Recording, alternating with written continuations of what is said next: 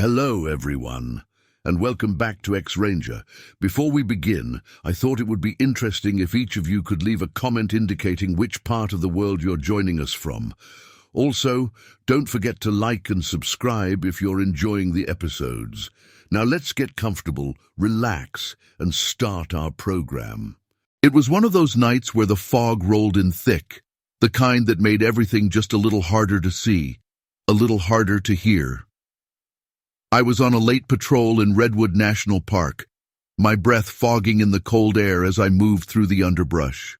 My flashlight cut a thin beam through the dark, and the quiet was almost suffocating, broken only by the occasional rustle of some small creature darting away from my footsteps. I'd been a ranger for years, and though I'd heard plenty of stories, strange sightings, odd noises, I'd never seen anything myself that I couldn't explain. That is, until tonight. The first sound came as I was nearing a section of the trail that led down to a narrow river. It was a heavy, deliberate crunch of something stepping on dried leaves, something big. I stopped dead, my hand instinctively going to the radio at my side. I didn't call in, though. I held my breath, listening, my pulse pounding in my ears. The forest seemed to hold its breath with me, as though waiting to see what I'd do. Another crunch, and then another. They were slow, methodical, like whatever it was didn't care if it was heard. That was what made my gut tighten. No animal in these woods would be so careless. Even the bears, big as they were, moved with a kind of cautious grace. Whatever was making these sounds was walking like it knew it had nothing to fear. I swallowed hard, shining my light in the direction of the noise. "Hello?" I called out, trying to keep my voice steady. "Anyone there?" No answer, just the crunch of leaves, and then silence. My flashlight illuminated only trunks and branches, the fog swirling in thick tendrils between them. I took a step forward, then another, trying to peer deeper into the shadows.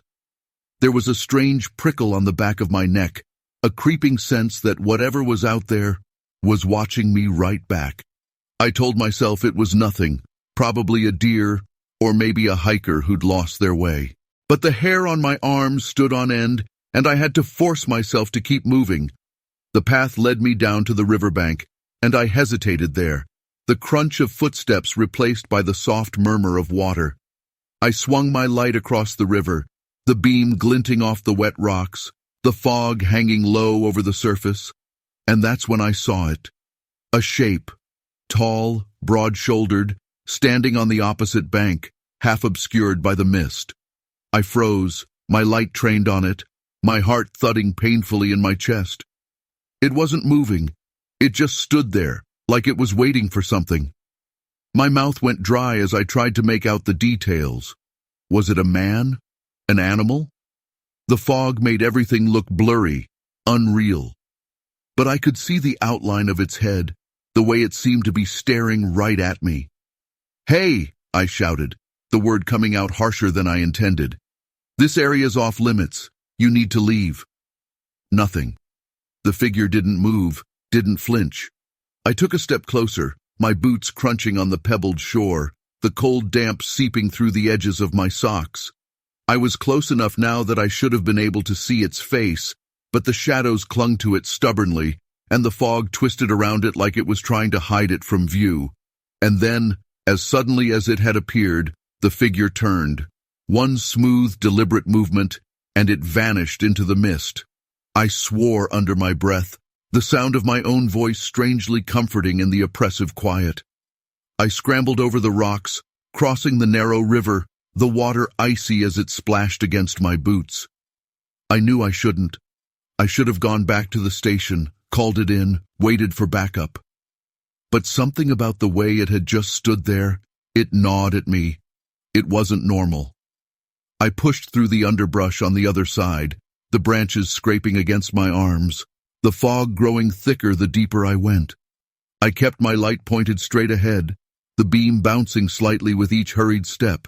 The forest was almost eerily silent now, the usual chorus of night creatures conspicuously absent. My breath was loud in my ears, my pulse louder still. I paused, straining to hear anything, a footstep, a branch breaking, anything to tell me I wasn't alone. And that's when I heard it. A low, rumbling growl, so deep it seemed to vibrate in my chest. I stopped, my stomach clenching with fear. Slowly, I turned, my flashlight sweeping through the fog, the light catching on the gnarled trunks of the ancient redwoods. For a moment, there was nothing, just empty forest. And then I saw it. Eyes. Reflective, glowing faintly in the light, staring at me from between the trees. "Oh shit," I whispered, the words barely audible, my breath hitching. The eyes blinked, and then they were gone, swallowed by the darkness. I took a step back, my instincts screaming at me to run, to get out of there before whatever it was decided I wasn't just an observer. I fumbled for my radio, my fingers clumsy with adrenaline, my breath coming in quick, shallow bursts. "This is Ranger Ben. I'm out on the eastern trail near the river," I said, my voice shaking. "I think I don't know, something out here. Might need backup." I released the button, the static crackling softly, and then silence. I waited, staring into the darkness, the feeling of being watched growing stronger, more oppressive. The radio crackled again, and a voice came through, static-filled, barely audible, but enough to make my heart skip a beat. "Ben, say again? Did you say something out there?" I swallowed hard, keeping my eyes trained on where I'd seen the eyes. "Yeah, My voice caught, the words feeling absurd now that I was saying them aloud. "I don't know what it is. Just hurry." I didn't wait for a response. I started backing away, my light sweeping in wide arcs, every nerve in my body on high alert. I could feel the eyes on me, even though I couldn't see them. That deep, primal fear, the kind that made your skin prickle and your muscles tense, it was telling me that whatever was out here was no ordinary animal. It was something else, something that didn't belong. I tripped over a root, my flashlight slipping from my hand, the beam spinning wildly before landing in the underbrush. I hit the ground hard, the air rushing out of me, my palms stinging where they scraped against the rocks. Panic surged through me as I scrambled to my feet, my hands trembling as I snatched up the flashlight. I swung it around, my eyes wide, searching for what?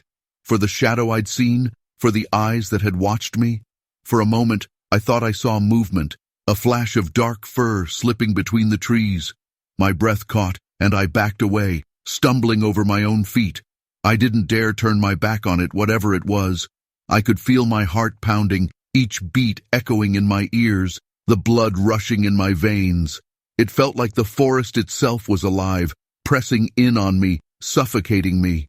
Suddenly, I heard the crackle of a branch, the unmistakable sound of someone, moving closer. I whipped around, the flashlight beam darting across the trees, and there it was again, the shape, tall and massive, half hidden by the fog. It stood there, just watching me, as though it had all the time in the world. "What do you want?" I shouted, the fear turning to frustration, the words bouncing off the trees, swallowed by the night. "What the hell do you want?"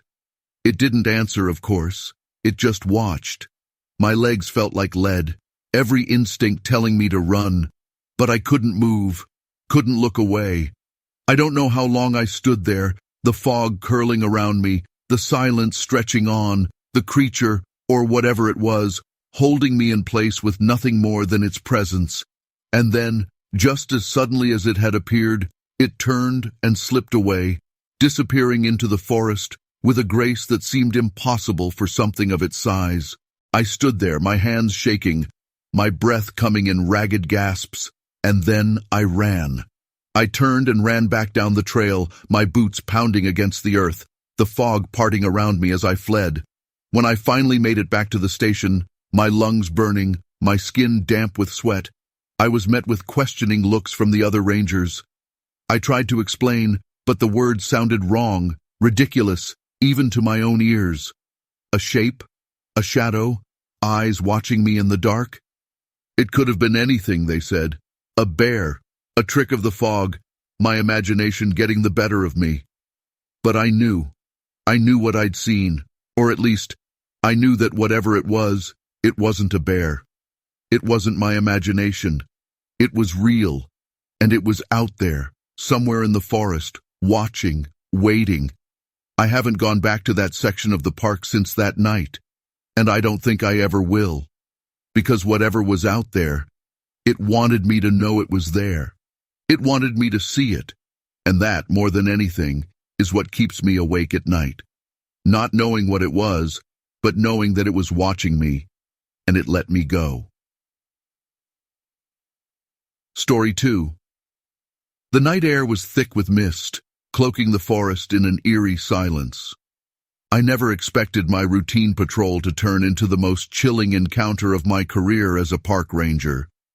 But as I stood there, frozen in place, staring at the massive silhouette moving through the trees, I knew my life would never be the same. My name is Akira Tanaka, and I've been a ranger at Mount Baker Snoqualmie National Forest for over a decade. I thought I'd seen it all, from lost hikers to aggressive wildlife, but nothing could have prepared me for what I experienced that night. It was a typical autumn evening, crisp and cool, with a light drizzle that had been falling steadily since sunset. I'd been assigned the night shift, which meant patrolling the more remote areas of the park to ensure no campers were in restricted zones and no poachers were trying their luck after dark. I'd parked my truck at the trailhead and set out on foot, my heavy boots crunching quietly on the damp forest floor. The beam of my flashlight cut through the darkness, illuminating the path ahead and occasionally catching the reflective eyes of small nocturnal creatures. As I pushed deeper into the woods, the mist grew thicker, muffling sounds and limiting visibility. I'd been walking for about an hour when I first heard it, a series of heavy footsteps, too loud and deliberate to be a deer or even a bear. I froze, my hand instinctively moving to the radio at my belt. But I hesitated to call it in just yet. False alarms were common, and I didn't want to be the ranger who cried wolf over a moose or an overly enthusiastic hiker. Slowly, I swung my flashlight in the direction of the sound. The beam cut through the mist, revealing nothing but trees and underbrush. I was about to chalk it up to my imagination when I saw it. A dark shape, massive and bipedal, moving between two large cedars about 50 yards away. My breath caught in my throat. The figure was easily over 7 feet tall, with broad shoulders and a bulk that dwarfed any human I'd ever seen. It moved with a fluid grace that seemed impossible for its size, melting into the shadows as quickly as it had appeared. "Hello?" I called out, my voice sounding small and uncertain in the vast darkness. "This is Ranger Tanaka. Identify yourself." No response came, but I heard the footsteps again, this time moving away from me at a rapid pace. Without thinking, I began to follow, my heart pounding in my chest. The forest seemed to close in around me as I moved deeper into the wilderness. Branches clawed at my jacket, and roots threatened to trip me with every step. But I pressed on, driven by a mix of curiosity and professional duty that overrode my growing sense of unease. After what felt like an eternity of stumbling through the underbrush, I emerged into a small clearing. The mist had thinned somewhat, and the half-moon cast a pale light over the scene. That's when I saw it clearly for the first time. It stood at the far edge of the clearing, a silhouette that seemed to dwarf the trees around it. Even from a distance I could make out the broad, sloping shoulders, the powerful arms that hung below its knees, and the large domed head that sat directly on those shoulders with no discernible neck. Time seemed to stand still as we regarded each other across the clearing. I felt a bead of cold sweat trickle down my spine, and my hand shook as I slowly raised my flashlight. The beam caught the creature full in the face, and I had to bite back a gasp. Dark, deep-set eyes reflected the light, gleaming with an intelligence that sent a shiver through me. The face was a strange mix of ape-like and human features, with a heavy brow and a broad, flat nose. Thick, matted fur covered its body, dark as the shadows it had emerged from. For a moment, neither of us moved. Then, with deliberate slowness, the creature turned away from me and began to move back into the forest. "Wait!" I called out, surprising myself with the desperation in my voice. "Please, I won't hurt you. I just want to understand." The creature paused, half turned towards me. For a wild moment I thought it might respond, but then a twig snapped somewhere in the forest, and the spell was broken.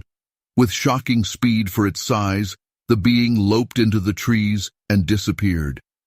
I stood there for a long time, my flashlight beam searching uselessly through the foliage.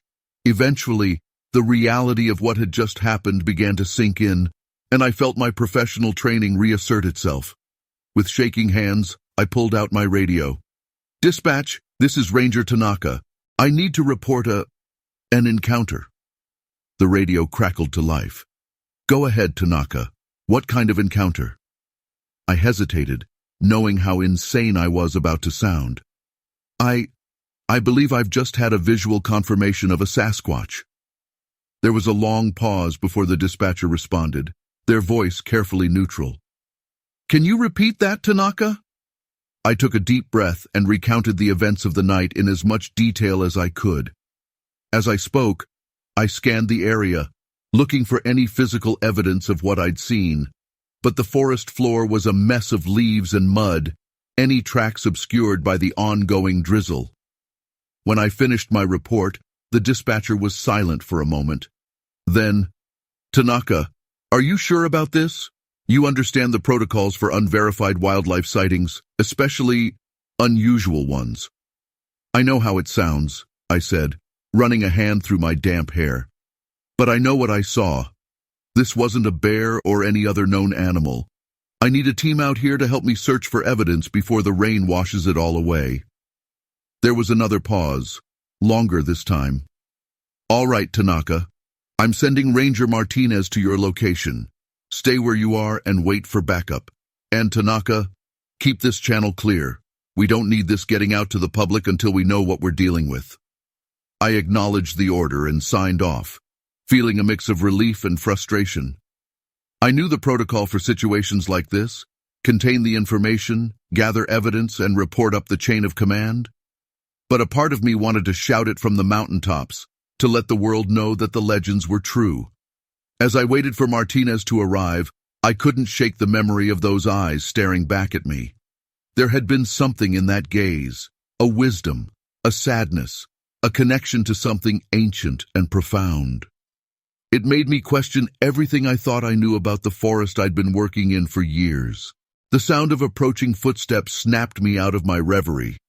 I turned, half expecting to see the creature again, but it was just Martinez, looking winded and skeptical. "Tanaka," he said by way of greeting, his flashlight beam sweeping the clearing. "Want to tell me what's going on? Dispatch was pretty vague." I took a deep breath, knowing how crazy I was about to sound. "Carlos, I saw something out here. Something big." Martinez raised an eyebrow. "Big like a bear? Or big like you've been out in the woods too long?" "I'm serious," I said, trying to keep the defensiveness out of my voice. "It was bipedal, at least 7 feet tall, covered in dark fur. It moved like nothing I've ever seen before." "Uh-huh," Martinez said, his tone making it clear he wasn't buying it. "And I suppose it left a nice clear footprint for us to cast too?" I felt my frustration rising. "Look, I know how it sounds, but I'm telling you, this was real. We need to search the area, gather any evidence we can find before the rain washes it all away." Martinez sighed, shining his flashlight around the clearing. "All right, Akira. We'll take a look around. But if this turns out to be a wild goose chase, you're buying the coffee for the next month." We spent the next hour combing the clearing and the surrounding forest, looking for any sign of the creature I'd seen. But the continuing rain had turned the ground into a muddy mess, obscuring any tracks that might have been left behind. As the first light of dawn began to filter through the trees, Martinez called it quits. "Tanaka, we've been out here all night. There's nothing to find." I knew he was right, but I couldn't shake the feeling that we were missing something. Just a little longer, Carlos. Please. Martinez gave me a long look, then nodded. All right, 10 more minutes. Then we're heading back to HQ to file our report. We split up, each taking one last sweep of the area. I was about to give up when something caught my eye. A tuft of dark fur snagged on a low-hanging branch. My heart racing, I carefully removed the fur and placed it in an evidence bag. It was coarse and thick, unlike anything I'd seen on local wildlife. Martinez! I called out. I found something. As my partner made his way over, I couldn't help but feel a mix of excitement and trepidation. I knew this small piece of evidence wouldn't be enough to prove what I'd seen, but it was a start. Whatever that creature was, wherever it came from, I was determined to find out more. The encounter had awakened something in me, a curiosity, a drive to uncover the truth behind the legends that had always lingered at the edges of these forests. As Martinez examined the fur sample, his skepticism visibly wavering, I made a silent promise to myself. I would return to this clearing, night after night if necessary, until I found answers. The creature was out there, I was sure of it, and somehow, someway, I would prove to the world that the impossible was real. The truth was out there, hidden in the misty forests of the Pacific Northwest, and I, Akira Tanaka, was going to find it. Story 3. The wind howled across the mountain ridge, sharp and cold, biting through every layer of clothing I had on. I paused, my breath coming out in heavy, misty puffs as I squinted into the whiteness ahead of me. Snow stretched out endlessly, a blank canvas that covered everything in a hushed, almost sacred silence. It was supposed to be a routine climb, just another peak to add to my list. But then I saw them, the footprints. They were enormous, each one deeper than my boots could ever make. They seemed to appear out of nowhere, crossing my path and trailing off down the side of the mountain, where the forest loomed like dark claws against the sky. I knelt down, brushing the snow away from one of them with my gloved hand, trying to understand what I was seeing. What the hell? I muttered to myself, my voice almost swallowed by the wind. They weren't human, too big, too heavy. But they weren't bear tracks either, not unless the bears here walked on 2 legs and had toes like a person. I stood up, a shiver running down my spine that had nothing to do with the cold. I had to know. Against my better judgment, I adjusted the straps on my pack and followed the tracks. They led me off the trail, down the slope into the thick forest. The pines rose around me, blocking out what little light there was, casting everything into a shadowed twilight. It was quieter here, the wind muffled by the branches, the snow falling in soft whispers. The tracks wound through the trees, and I followed, my heart pounding with a mixture of excitement and unease. I knew better than to stray off course, especially alone, especially with the weather turning. But there was something about these tracks, something that made it impossible to turn away. They were deliberate, purposeful, like whoever or whatever had made them knew exactly where it was going. I kept moving, each crunch of my boots loud in the stillness. The tracks were fresh, maybe made within the last hour. I could see the details in them, the distinct impressions, the way the snow had been packed down. I glanced up, scanning the forest ahead, half expecting to see some lumbering creature moving between the trees. But there was nothing. Just shadows. Just silence. After what felt like an hour, though it was probably less, the track suddenly stopped. I frowned, looking around. The footprints just ended, right there, in the middle of a small clearing. It was as if whoever had made them had simply vanished. I turned in a slow circle, my breath misting in the cold air, my eyes searching for anything. A broken branch, a disturbance in the snow, anything that could explain what I was seeing. A noise made me freeze. A branch snapping somewhere behind me, the sound loud and sharp in the stillness. My stomach clenched, my instincts screaming at me. Slowly I turned, my heart thudding painfully in my chest. There, between the trees, I saw movement, a shadow slipping between the trunks, almost too quick to see. It was big, tall, and it was watching me. "Who's there?" I called out, my voice cracking slightly. I hated how it sounded, small, frightened. The forest swallowed my words, the silence pressing in around me. The shadow moved again, and I caught a glimpse of it. Dark fur, broad shoulders, the glint of eyes reflecting what little light there was. A chill ran down my spine, and I took a step back, the snow crunching underfoot. The shadow didn't move, just stood there, half hidden by the trees. My breath came in shallow gasps, my pulse pounding in my ears.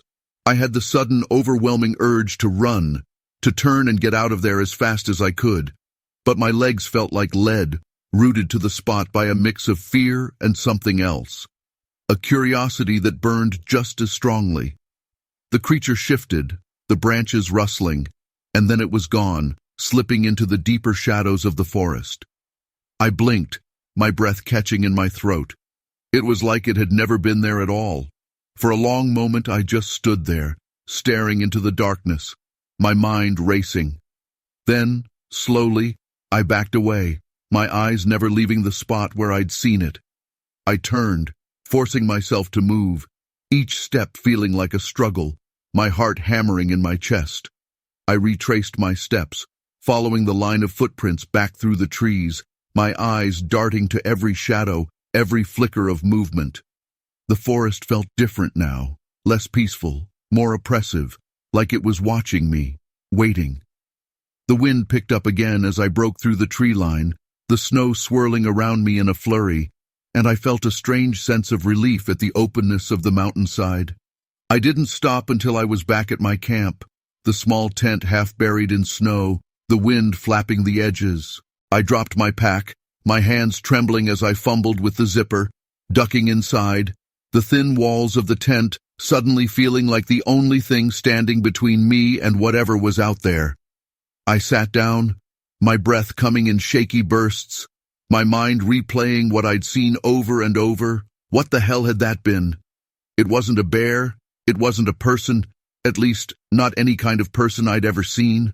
The footprints, the shadow, the eyes. I closed my eyes, taking a deep breath, trying to steady myself. Whatever it was, it hadn't tried to hurt me. It had just watched.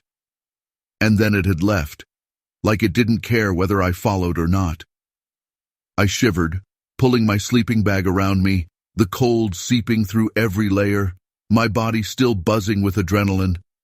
I reached for my radio, my fingers numb, hesitating for a moment before I pressed the button. "This is Ingrid," I said, my voice barely more than a whisper. I think I saw something up here. Something big. Not sure what it was." The radio crackled, and then a voice came through, static-filled, distorted, but comforting in its familiarity. "Ingrid, say again, what did you see?"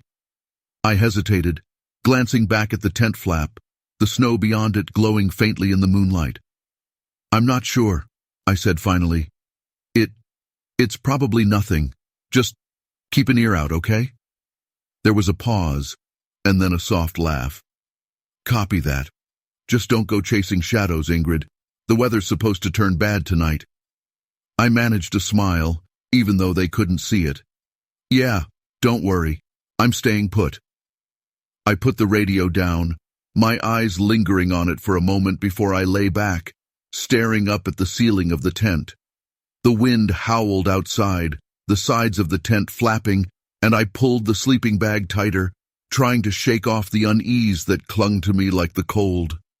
I closed my eyes, the image of the tracks, the shadow, the eyes still vivid in my mind. I didn't know what I'd seen out there, but I knew one thing for sure: I wasn't alone on this mountain. And that thought, more than anything else, made me feel small, insignificant, a tiny dot in the vast, indifferent wilderness. I took a deep breath, trying to calm my racing heart and let the exhaustion take over, my mind finally quieting, the howling wind fading into the background. Whatever was out there, it was gone now, and I was safe, for now. But deep down, I knew that I'd never look at these mountains the same way again, because now I knew there was something here, something that didn't belong, something that watched from the shadows. And somehow, that made the wilderness feel wilder, more dangerous, and more beautiful than ever before. Story 4. The forest had always been my sanctuary, a place of peace and solitude. But on that misty morning, as I stared down at the massive footprint sunk deep into the mud, I realized that sanctuary had become a labyrinth of terror. My name is Ingrid Larson, and this is the story of how a simple hike turned into a nightmare I'll never forget. I'd set out at dawn, the cool air nipping at my cheeks as I shouldered my pack and headed up the trail. The Cascade Mountains loomed around me, their peaks shrouded in mist. It was early October, and the forest was a riot of color. Crimson maples, golden aspens, and evergreens standing dark and resolute among their changing brethren. The plan was simple, a 3-day solo trek to clear my head and test out some new gear. I'd done this route a dozen times before, but something felt different that morning. The birds were quieter, the air heavier with moisture than usual. I shrugged off the unease, chalking it up to pre-hike jitters. The first few hours passed uneventfully. I made good time, my boots crunching over fallen leaves and the occasional patch of early frost. By midday, I'd reached a small stream where I planned to stop for lunch. As I sat on a fallen log, munching on a granola bar, I noticed something odd about the opposite bank. Several saplings were bent at unnatural angles, their trunks snapped as if something large had pushed through them recently. Curious, I packed up my gear and crossed the shallow stream to investigate. That's when I saw it. A footprint unlike anything I'd ever encountered. It was nearly 20 inches long and half as wide, sunk deep into the soft mud of the bank. 5 toes were clearly visible, but they were massive, each one as big as my entire hand. My heart began to race as I crouched down for a closer look. This was no bear track, nor any other animal I was familiar with. It was unmistakably a foot, a giant, human-like foot. "This can't be real," I muttered, reaching out to touch the edge of the print. The mud was still damp, the edges crisp. Whatever had made this track had passed by recently. A twig snapped in the underbrush behind me, and I whirled around, nearly losing my balance. The forest had gone eerily silent, save for the gentle gurgle of the stream. I peered into the shadows between the trees, but saw nothing. "Hello?" I called out, my voice sounding thin and reedy in the stillness. "Is someone there?" No response came, but I couldn't shake the feeling of being watched. The hairs on the back of my neck stood up, and a shiver ran down my spine that had nothing to do with the cool air. I needed to get out of there. Abandoning my plans to investigate further, I hurriedly shouldered my pack and started back up the trail. My pace was faster now, driven by a growing sense of unease. As I hiked, I couldn't stop thinking about that footprint. I'd heard the legends, of course. Every hiker in the Pacific Northwest had stories about Bigfoot. But I'd always dismissed them as campfire tales, nothing more than folklore blown out of proportion. Now, faced with evidence I couldn't explain, I wasn't so sure. The trail grew steeper, winding its way up the mountainside. I was making good time, fueled by adrenaline and the desire to put as much distance between myself and that stream as possible. But as the afternoon wore on, the mist thickened, reducing visibility to mere yards ahead. I paused to check my map and compass, wanting to make sure I was still on the right path. That's when I heard it, a low, guttural sound that seemed to come from everywhere and nowhere at once. It was unlike anything I'd ever heard before, a cross between a growl and a moan that made my blood run cold. "Hello?" I called out again, hating how my voice quavered. "Who's there?" The sound came again, closer this time. I spun around, trying to pinpoint its source, but the mist played tricks on my senses. It could have been coming from any direction. Panic began to set in. I abandoned all pretense of calm and began to run, my heavy pack bouncing painfully against my back. The trail grew treacherous, slick with mud and loose rocks, but I didn't slow down. Every snapping twig, Every rustle of leaves sounded like pursuit in my ears. I don't know how long I ran. Time seemed to lose all meaning in that fog-shrouded forest. But eventually, my lungs burning and legs trembling with exhaustion, I had to stop. I leaned against a massive old-growth cedar, gasping for breath. As my pulse slowly returned to normal, rationality began to reassert itself. I was an experienced hiker, trained in wilderness survival. Panicking and running blindly through the forest was a good way to get lost or injured. "Get it together, Ingrid," I muttered to myself, taking deep breaths. "Think this through." I pulled out my map again, trying to orient myself. But in my blind flight, I'd veered off the marked trail. I was somewhere on the western slope of the mountain, but exactly where, I couldn't be sure. As I stood there, debating whether to try and retrace my steps, or push on to higher ground where I might get a signal on my satellite phone, I heard it again. That same haunting cry, but this time it was answered by another, further up the mountain. My blood turned to ice. There was more than one of them. Logically, I knew I should stay put, make camp, wait for daylight, then try to find my way back to a marked trail. But logic had no place in this misty nightmare. All I knew was that I needed to get away, to find somewhere safe. I set off again, this time moving more cautiously. The fog was so thick now that I could barely see 10 feet in front of me. Every tree loomed out of the mist like a sentinel. Every shadow seemed to move. The light was fading fast, and I knew I needed to find shelter soon. As if in answer to my unspoken prayer, I spotted a dark opening in the rocky hillside ahead, a cave, or at least a deep overhang that would provide some protection for the night. I approached cautiously, shining my flashlight into the depths of the cave. It seemed empty, though it stretched back further than my light could penetrate. Beggars couldn't be choosers, I decided, and ducked inside.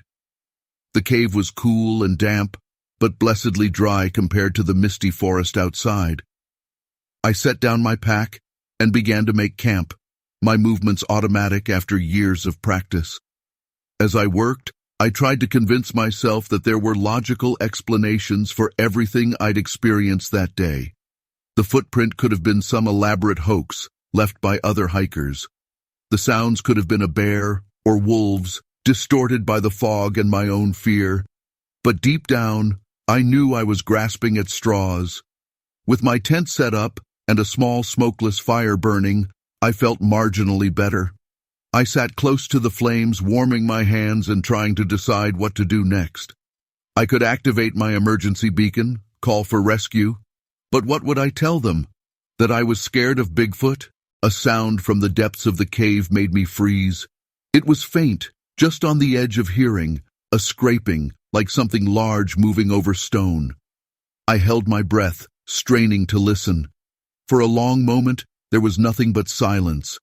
Then I heard it again, unmistakable this time. Something was in the cave with me. Panic clawed at my throat as I scrambled to my feet. I had to get out of there, had to run. But as I turned toward the cave entrance, my blood ran cold. A massive silhouette filled the opening, blocking out what little light remained outside. It was enormous, far larger than any man, with broad shoulders and long arms that nearly touched the ground. And its eyes, 2 pinpricks of reflected firelight that seemed to bore into my very soul. I wanted to scream, but no sound came out. I was frozen in place, my mind unable to process what I was seeing. The creature took a step forward, ducking its head to enter the cave. In the flickering firelight, I could make out more details. The thick, matted fur covering its body, the heavy brow ridge above those terrifyingly intelligent eyes. This was no man in a suit, no elaborate hoax. This was something ancient, something that shouldn't exist in our modern world. And it was real.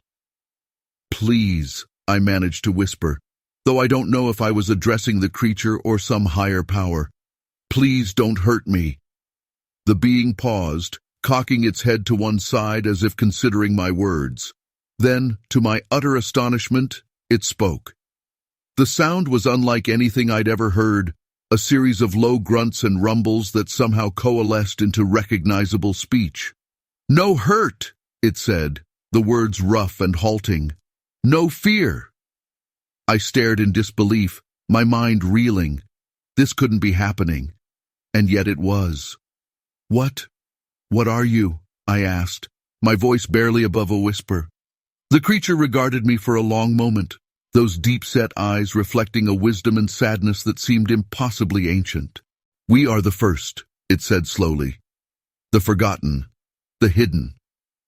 1,000 questions raced through my mind, but before I could voice any of them, a sound came from outside the cave. Voices, human voices, calling my name.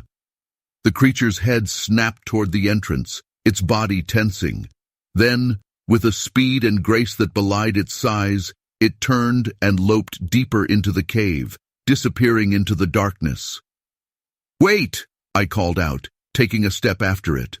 But it was gone, leaving me alone with the echoes of its words and the approaching voices of my rescuers. As I stood there, trying to process what had just happened, I realized that my life would never be the same. I had glimpsed a truth that few would believe, encountered a being that challenged everything I thought I knew about the world. The search party found me minutes later, huddled by my dying fire, unable to explain what had happened. They assumed I was in shock from being lost, and in a way they were right. But it wasn't the forest that had shaken me to my core. It was the realization that there were things in this world beyond our understanding, creatures that lived in the shadows of our civilization. As they led me out of the cave and down the mountain, I kept looking back, hoping for one last glimpse of the being I'd encountered. But there was nothing there but mist and shadows. I knew then that I would return to these mountains, driven by a need to understand, to connect with the ancient mystery I'd glimpsed. The creature had called itself the Forgotten, but I made a silent vow that day. I would remember, and I would seek the truth, no matter where it led me. Story 5. The rain was relentless that night, hammering down on the windshield, the wipers doing their best to keep up, but failing. I leaned forward, squinting into the darkness beyond the beam of my headlights, my fingers tight on the steering wheel. It was late, later than I should have been out here, driving on this winding, empty road in the middle of Oregon. I'd heard the warnings on the radio, but I thought I could beat the storm, thought I'd make it home before it really hit. Now, with the rain pouring down in sheets and the road barely visible, I realized I'd been wrong. The tires hummed along the wet asphalt, the occasional branch or puddle causing a jolt that made me grit my teeth. I knew these woods, knew this road, but tonight everything felt different. Off. There was something about the way the fog hung low between the trees, the way the darkness seemed thicker than usual. It was like the night was alive, breathing, watching. It happened in an instant, a flash of movement at the edge of my vision. My heart lurched, and I slammed on the brakes, the car skidding slightly on the slick road. My headlights caught it, a figure, tall and shadowed, darting across the road just ahead of me. I barely had time to register what I was seeing before it disappeared into the tree line, swallowed by the night. "Shit," I muttered, my hands trembling slightly as I tightened my grip on the wheel. I took a deep breath, trying to calm my racing heart, my eyes scanning the darkness where the figure had vanished. It must have been an animal, a deer, maybe, or a bear. But deep down, I knew it wasn't. It had been upright, moving on 2 legs, the shape too distinct, too human to be anything else. I swallowed hard, the rain still pounding on the roof, the wipers squeaking across the glass. I should have just kept driving, but something about it wouldn't let me go. I put the car in park, my foot resting heavily on the brake as I peered into the woods. There was nothing now, just darkness and rain and the faint rustle of branches swaying in the wind. I hesitated, my fingers hovering over the door handle. Every rational part of me screamed to stay put, to lock the doors and keep driving. But curiosity, or maybe stupidity, got the better of me. I needed to know what I'd seen. I reached for the flashlight in the glove compartment, the cold metal a small comfort in my hand as I opened the door.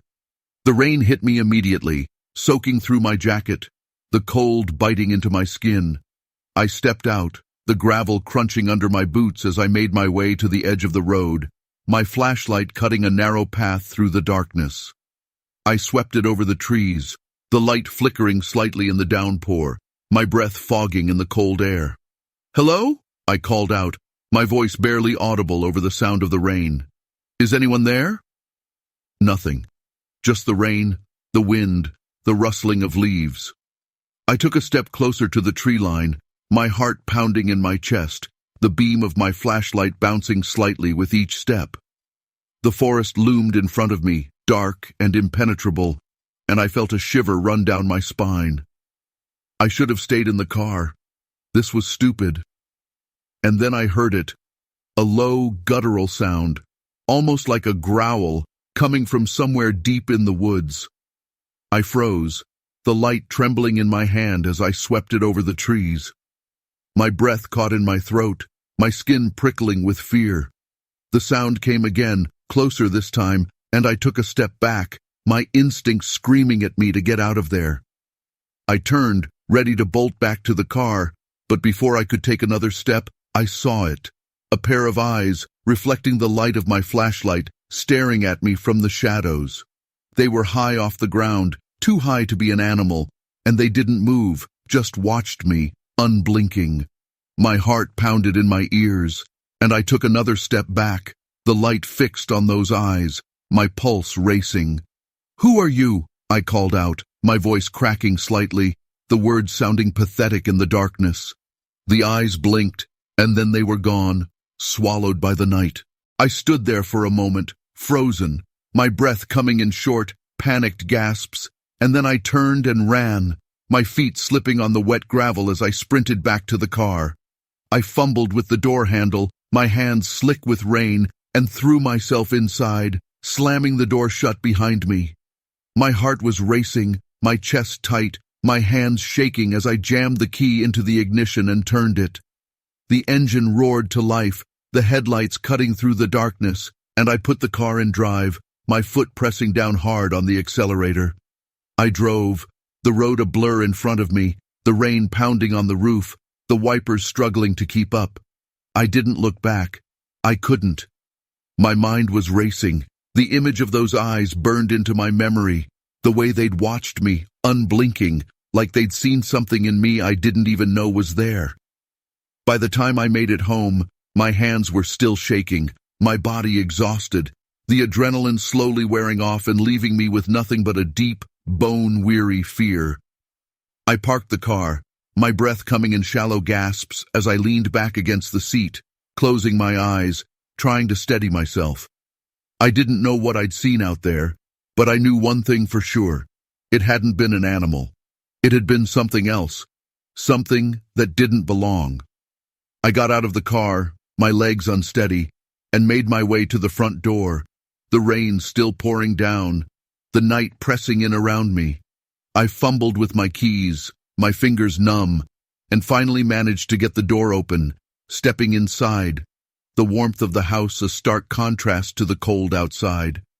I closed the door behind me, leaning against it for a moment, my eyes closed, my heart still pounding. I didn't sleep that night. I couldn't. Every time I closed my eyes, I saw them, those eyes, staring at me from the darkness, unblinking, watching. I sat by the window, the curtains drawn back, staring out into the storm, the wind howling, the rain lashing against the glass. I knew I wouldn't forget this night no matter how hard I tried. And as the first light of dawn broke over the horizon, the storm finally beginning to let up, I made myself a promise. I wouldn't take that road again. I wouldn't go looking for answers. Because whatever was out there, it had let me go. And I wasn't about to push my luck. Story 6. The crack of the twig echoed through the forest like a gunshot, freezing me in my tracks. I'd been hunting these woods for over 2 decades, but never had I felt so much like prey. As I stood there, my rifle hanging uselessly at my side, I realized with growing dread that I was no longer the apex predator in this ancient forest. My name is Yuki Tanaka, and I've been a hunter since I was old enough to hold a rifle. The Hokkaido wilderness has been my second home, a place where I've always felt at peace. But on that crisp autumn morning, as the mist clung to the trees and an unnatural silence fell over the forest, I knew something was terribly wrong. I'd set out before dawn, my breath visible in the chilly air as I made my way along familiar trails. The forest was awash in fall colors, the maples and birches a riot of red and gold against the dark green of the pines. It was prime hunting season, and I was after deer, hoping to stock my freezer for the long winter ahead. The first sign that something was off came about an hour into my trek. I'd been following a promising set of deer tracks when I noticed something odd about the surrounding vegetation. Branches were snapped and bent at unnatural angles, far higher than any deer could reach. At first, I dismissed it as storm damage, but as I pressed on, the destruction became more pronounced. "What the hell?" I muttered, running my hand along a broken branch nearly 3 meters off the ground. The break was fresh, the wood still oozing sap. Whatever had done this was big, and it had passed through recently. A chill ran down my spine that had nothing to do with the morning air. I'd heard the stories, of course. Every hunter in these parts knew the legends of the Hibagon, Japan's own Bigfoot. But I'd always laughed them off as campfire tales, meant to scare tourists and newbie hunters. Now, faced with evidence I couldn't explain, I wasn't so sure. I pressed on, my senses on high alert. The forest had gone eerily quiet, the usual chattering of birds and rustling of small animals conspicuously absent. It felt like the entire wood was holding its breath, waiting for something to happen. That's when I saw the hair. Dark, coarse strands caught on a broken branch, far too high for any known animal in these parts. My hands shook as I carefully collected a sample, placing it in a small plastic bag I usually used for storing field dressing equipment. The smell hit me next, a pungent, musky odor that made my nose wrinkle. It was unlike anything I'd encountered before, not quite animal, not quite human. It hung heavy in the air, growing stronger as I moved deeper into the forest. I should have turned back then. Every instinct honed by years in the wilderness was screaming at me to retreat. But curiosity and a hunter's stubbornness drove me forward. I had to know what was out there. The snapping twig came just as I entered a small clearing. I whirled around, my rifle finally coming up to my shoulder, but there was nothing there. Just shadows and mist playing tricks on my eyes. "Get a grip, Yuki," I muttered to myself, trying to slow my racing heart. There's a logical explanation for all of this. But even as I said it, I knew I was lying to myself. The broken branches, the hair, the smell, it all added up to something I didn't want to admit was possible. I was about to turn back when I saw it. A footprint sunk deep into a patch of mud at the edge of the clearing. My breath caught in my throat as I crouched down to examine it. The print was massive, easily twice the size of my own boot, with 5 distinct toes clearly visible. "Impossible," I whispered, but the evidence was right there in front of me. Whatever had made this print was bipedal and far larger than any known animal in these woods. A low growl rumbled through the clearing, so deep I felt it in my chest more than heard it. I spun around, my rifle coming up instinctively, but there was nothing to aim at. The sound seemed to come from everywhere and nowhere at once. "Who's there?" I called out, hating how my voice shook. "Show yourself!" Silence was my only answer, but I couldn't shake the feeling of being watched. The hairs on the back of my neck stood up, and every instinct screamed at me to run. I began to back away slowly, my eyes darting from tree to tree, searching for any sign of movement. That's when I saw it. A flash of dark fur between 2 ancient pines, gone so quickly I almost thought I'd imagined it. But then I saw it again, this time closer. A massive shape, easily over 2 meters tall, moving with a fluid grace that seemed impossible for its size. It was only a glimpse, there and gone in an instant, but it was enough to turn my blood to ice. I ran. All thoughts of pride or curiosity vanished, replaced by primal terror. I crashed through the underbrush, branches whipping at my face as I fled. My lungs burned and my legs screamed in protest, but I didn't slow down. I don't know how long I ran. Time seemed to lose all meaning in that fog-shrouded forest. But eventually, my body gave out. I collapsed against a tree, gasping for breath, my heart pounding so hard I thought it might burst from my chest. As the panic slowly subsided, rational thought began to return. I was an experienced hunter, trained in wilderness survival. Running blindly through the forest was a good way to get lost or injured. "Think, Yuki," I muttered to myself, forcing deep, calming breaths. "Use your head." I took stock of my surroundings. In my blind flight, I'd veered off any marked trail. I was somewhere on the western slope of the mountain, but exactly where I couldn't be sure. The mist had thickened, reducing visibility to mere meters. I pulled out my compass, trying to orient myself.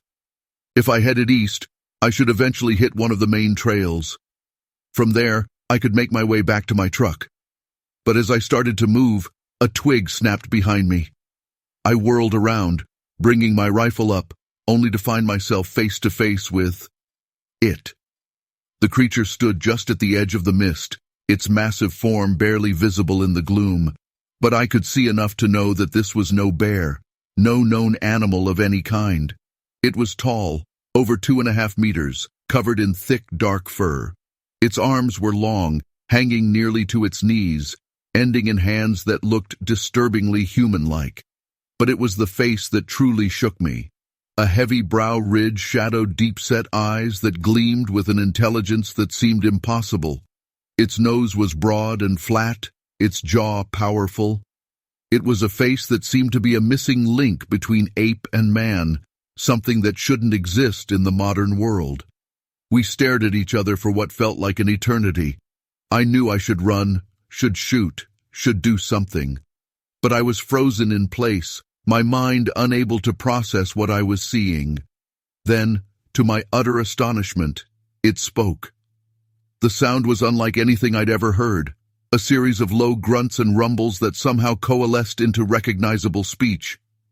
"No harm," it said, the words rough and halting. "No fear." I stared in disbelief, my rifle lowering of its own accord. "What?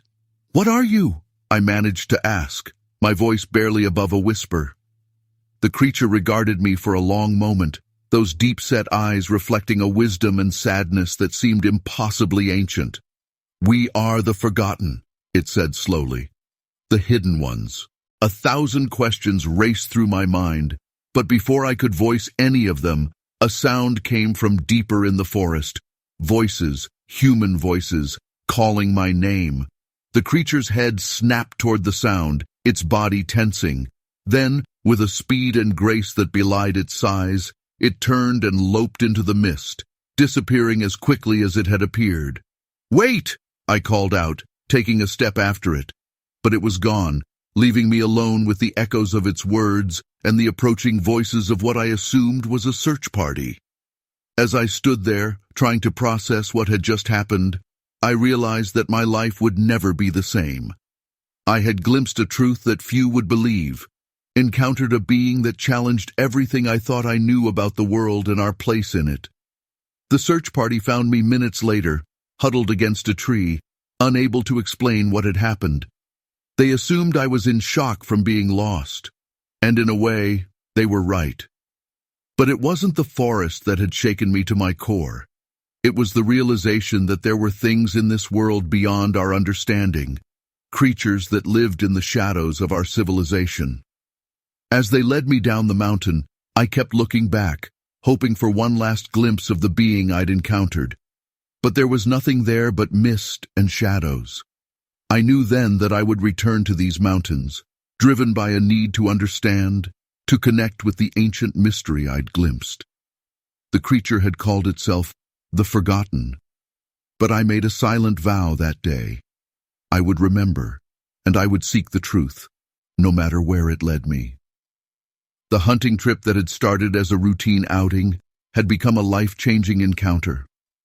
As we reached my truck and the familiar world of roads and civilization, I couldn't shake the feeling that I was leaving something profound behind in those misty woods.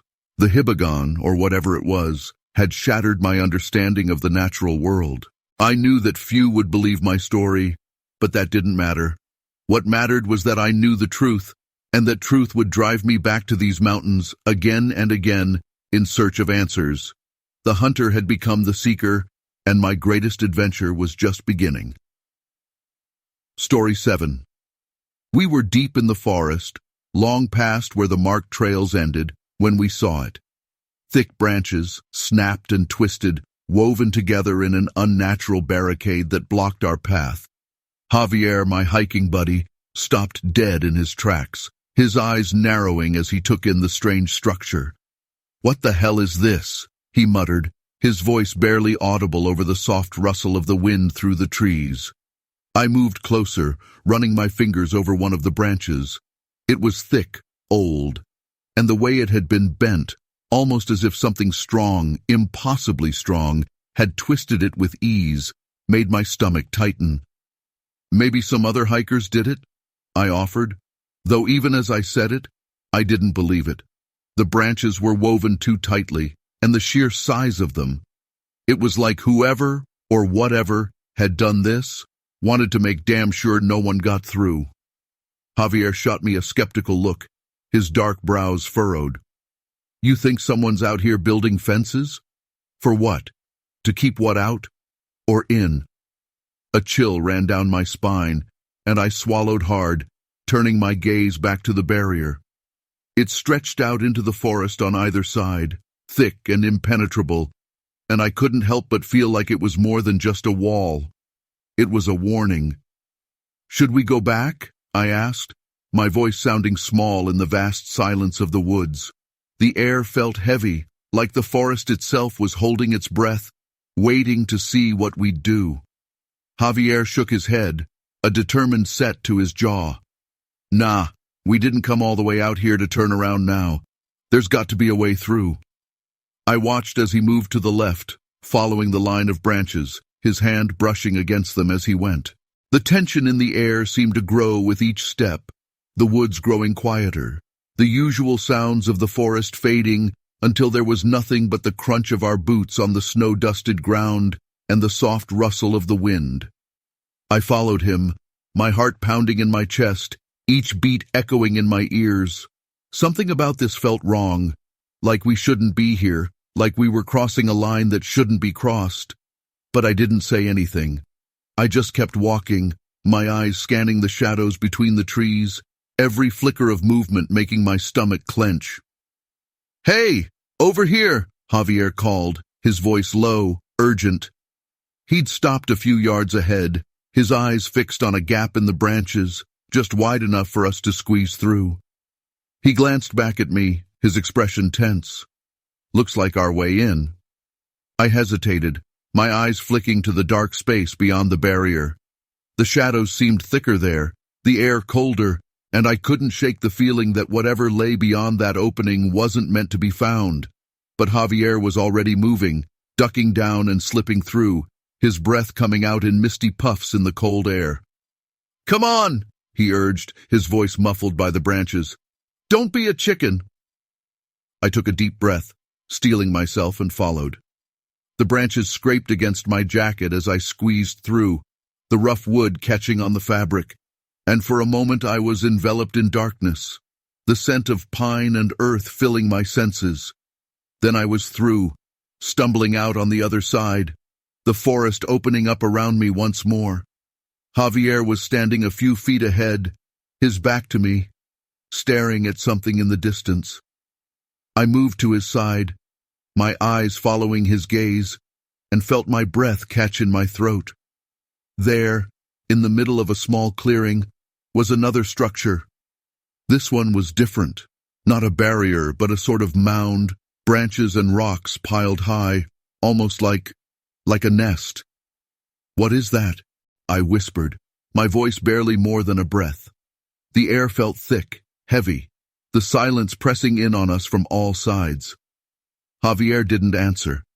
He just stared, his jaw clenched, his eyes wide.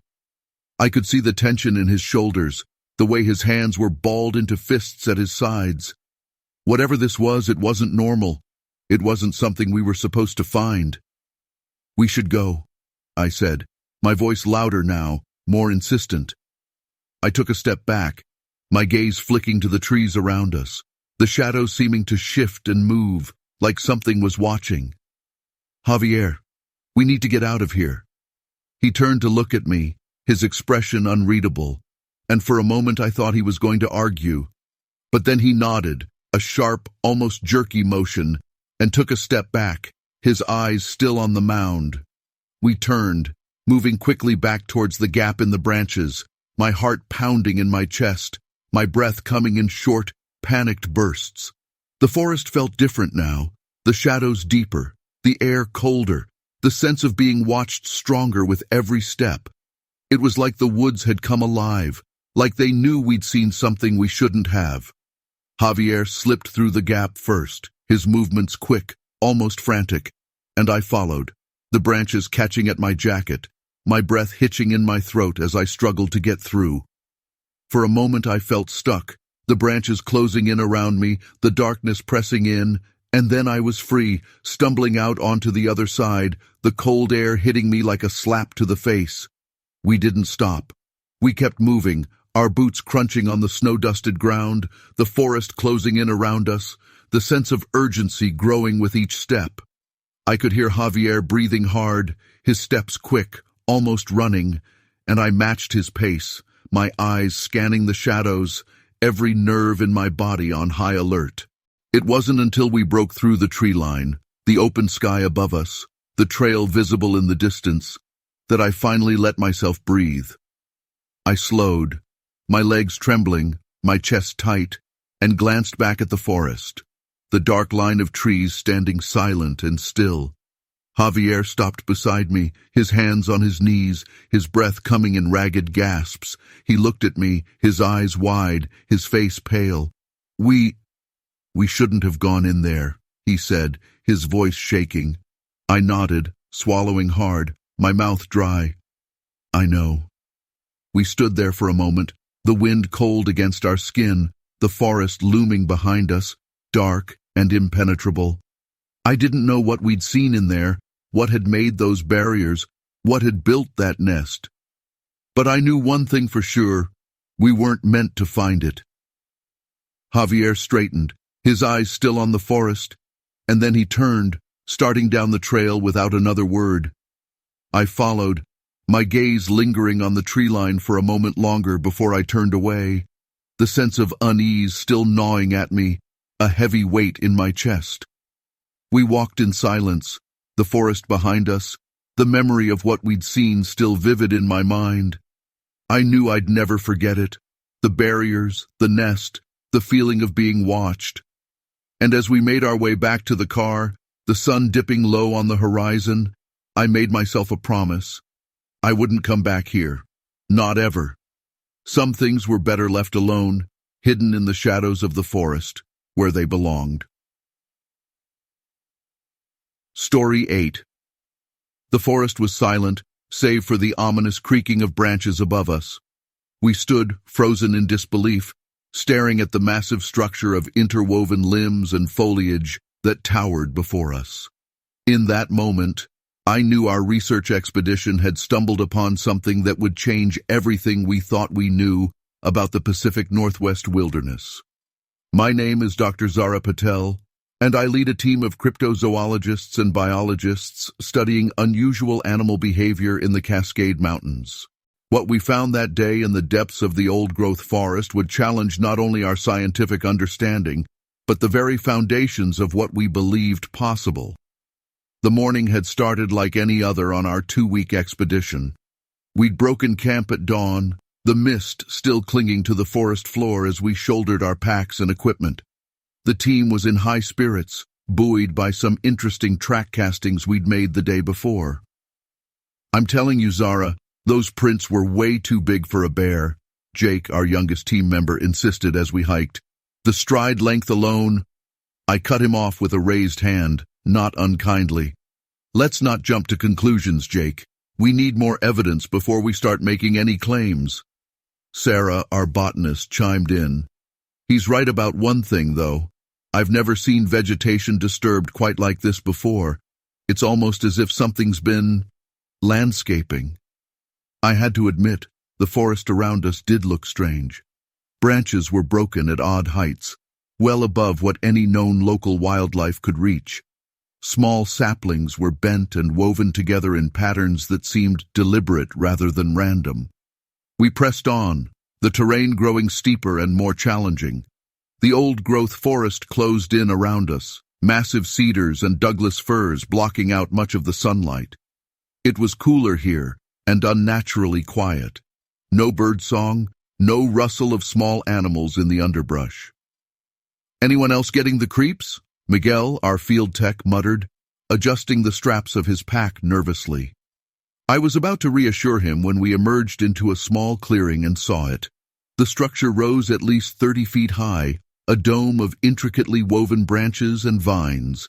It was crude, but undeniably intentional, far too complex to be the result of natural forces or any known animal behavior. Holy shit, Jake breathed, his eyes wide. For once I didn't admonish his language.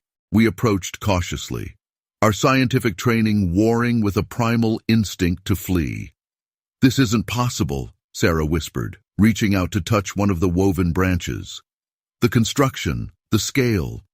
No known primate could have made this. I swallowed hard, my mouth suddenly dry. Let's document everything. Photos, samples, measurements. We need to approach this methodically. The team snapped into action, but there was an undercurrent of tension in every movement.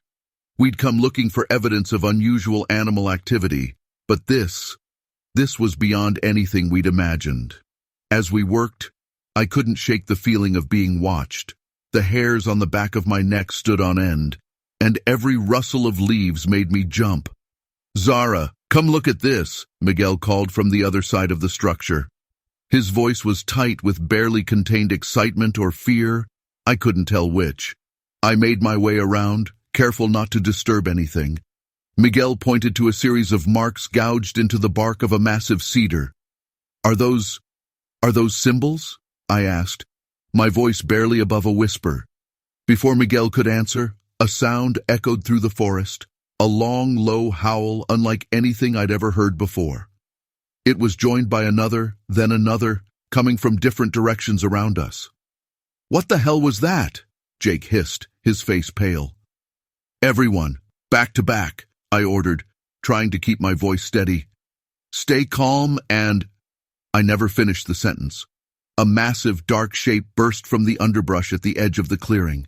It was tall, impossibly tall, covered in thick, matted fur. For a split second, I caught a glimpse of a face, a heavy brow, deep-set eyes gleaming with intelligence, a broad, flat nose. Then it was gone, melting back into the forest with a speed and grace that belied its size. Did you see that? Sarah gasped. Tell me you all saw that! Before anyone could respond, more shapes moved at the edges of our vision.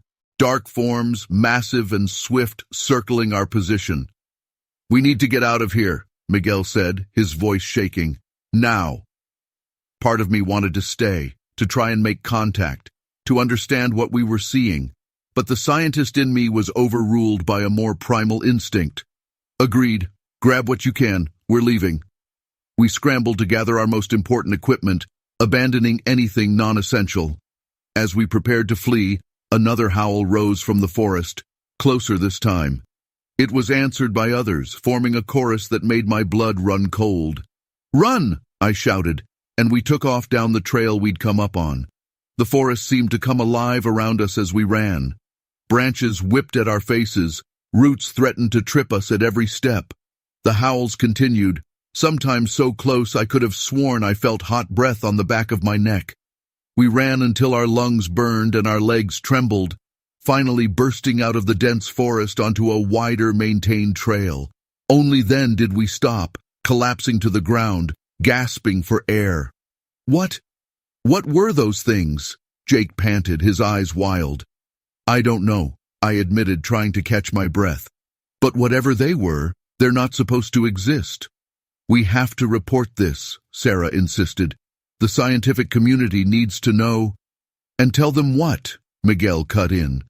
That we saw Bigfoot? That there's a whole tribe of them living in the mountains? They'll laugh us out of academia. He had a point.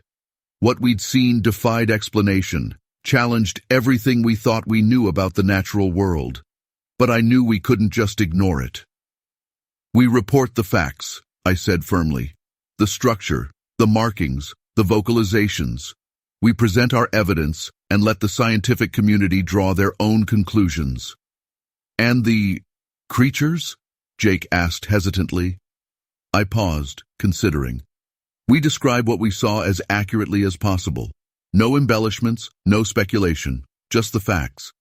As we made our way back to base camp, my mind raced with the implications of what we'd discovered.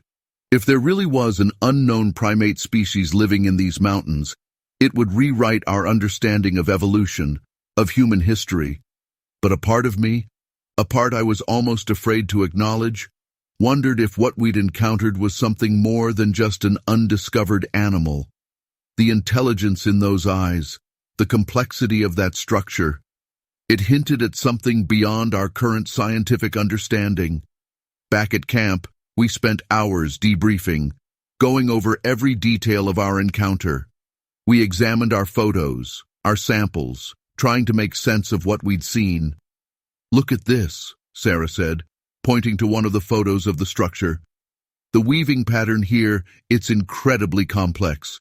It would require not just opposable thumbs, but a level of planning and cooperation that we typically only see in humans. And these vocalizations, Miguel added, playing back an audio recording. The haunting howls filled the tent, making us all shiver. The range, the complexity, it's like nothing I've ever heard before. As the sun set and we prepared for an uneasy night, I found myself standing at the edge of camp, staring back into the darkening forest. The questions swirled in my mind, keeping sleep at bay. What were those creatures? How long had they been there? And perhaps most importantly, what would their discovery mean for the world? A twig snapped in the forest, and for a moment, I thought I saw a pair of eyes reflecting the firelight from camp. But when I blinked, they were gone. I knew then that our work was far from over. This expedition might be ending, but a new journey was just beginning. We had glimpsed something profound, something that challenged our understanding of the world and our place in it. As I turned back to camp, I made a silent vow. We would return to these mountains, better prepared, ready to uncover the truth behind what we'd seen. The scientific community might be skeptical, but I knew what we'd experienced was real. The creatures in the forest, whatever they were, had been hidden for who knows how long. But now, we knew they were there, and I was determined to bridge the gap between their world and ours, no matter what it took. As I crawled into my tent that night, the howls echoed once more from the distant forest. But this time, instead of fear, I felt a thrill of excitement. We stood on the brink of a discovery that could change everything, and I, Dr. Zara Patel, would be at the forefront of that change.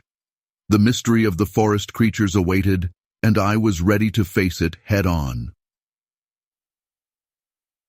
Story 9. I was alone by the lake, just before dawn, when I saw it. The air was crisp, the mist hanging low over the water, the kind of early morning where everything feels just a bit more vivid.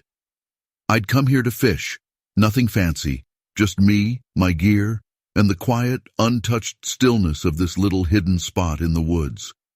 It was supposed to be peaceful, the kind of morning that made getting up at 4 worthwhile. But there was something on the far side of the lake. I squinted, trying to make it out, the figure half obscured by the fog. At first, I thought it was another person, maybe a camper, maybe someone out early for the same reason as me.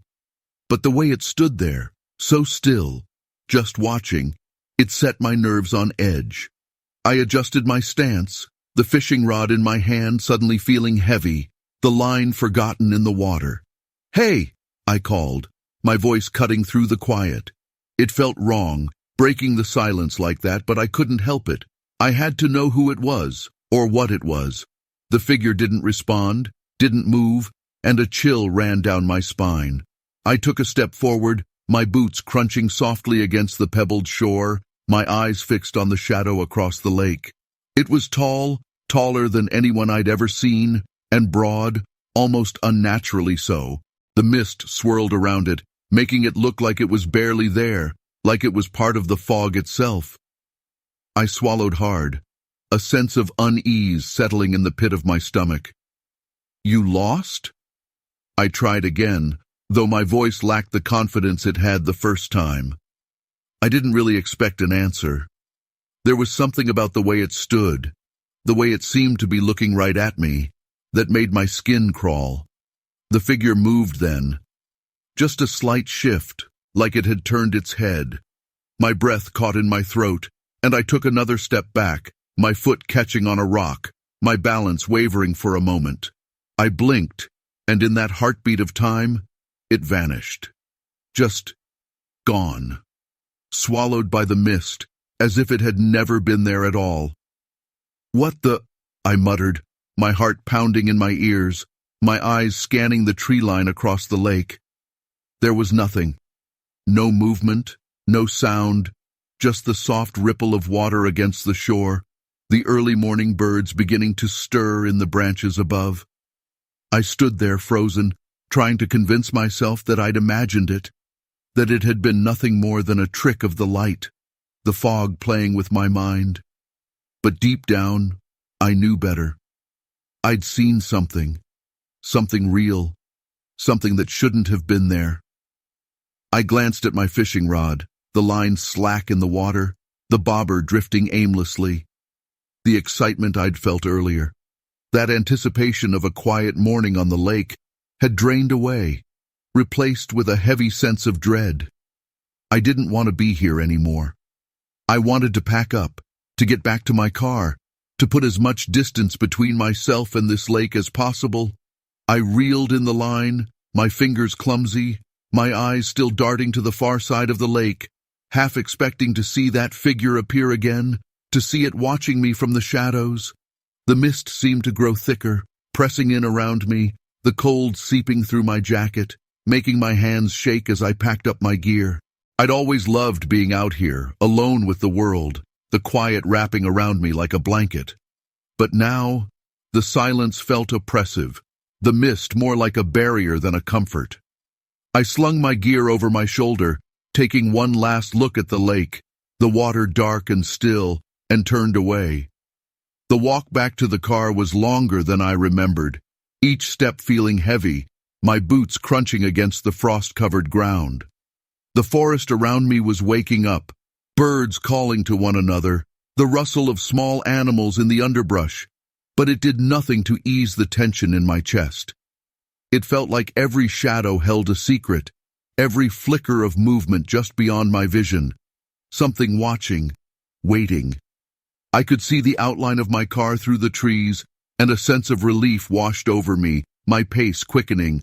I just wanted to get out of here, to forget about the figure, to tell myself it was nothing. I reached the car, fumbling with the keys, my hands still trembling as I unlocked the door and threw my gear into the back seat. I paused, my hand resting on the door handle, my eyes drifting back to the path I'd just come from. The mist hung low, the forest beyond it dark and impenetrable. I shook my head, trying to shake the feeling that had settled over me, that sense that I'd seen something I wasn't supposed to, that I'd trespassed somewhere forbidden. I got into the car, slamming the door shut, the sound echoing in the stillness. I took a deep breath, my hands gripping the steering wheel, my heart still racing. I started the engine, the noise breaking the silence, and pulled away, the tires crunching over the gravel, the lake disappearing behind me as I drove. I didn't look back. I couldn't, because deep down I knew that whatever I'd seen out there, it hadn't been human. and I didn't want to know what it was. Not really. Story 10. The sun was setting behind the dense tree line, painting the Washington sky with streaks of orange and purple, but all I could think about were the shadows creeping across the forest floor. It wasn't my first evening patrol as a forest ranger, but tonight something felt off. The air was heavy with the kind of stillness that only comes when something isn't quite right. The birds had gone quiet, their usual twilight chatter replaced by an eerie silence that made the hairs on the back of my neck stand up. My fingers tightened around the steering wheel as my truck bounced along the narrow dirt road, headlights cutting through the fading light. I'd been doing this job for almost 5 years now, patrolling the Olympic National Forest. I'd heard all the stories. The tourists loved them. A giant ape-like creature lurking in the woods, something they called Bigfoot. Hell, even some of the locals liked to spin the tales when they got a little too deep into their whiskey. But I didn't believe in monsters. What I did believe in was a deep respect for the wilderness. I knew what these forests were capable of, how easy it was to get lost, to underestimate the sheer size of it all. This place swallowed people whole if they weren't careful. I drove slowly, eyes scanning the road for anything unusual. The sun was nearly gone now, shadows thickening.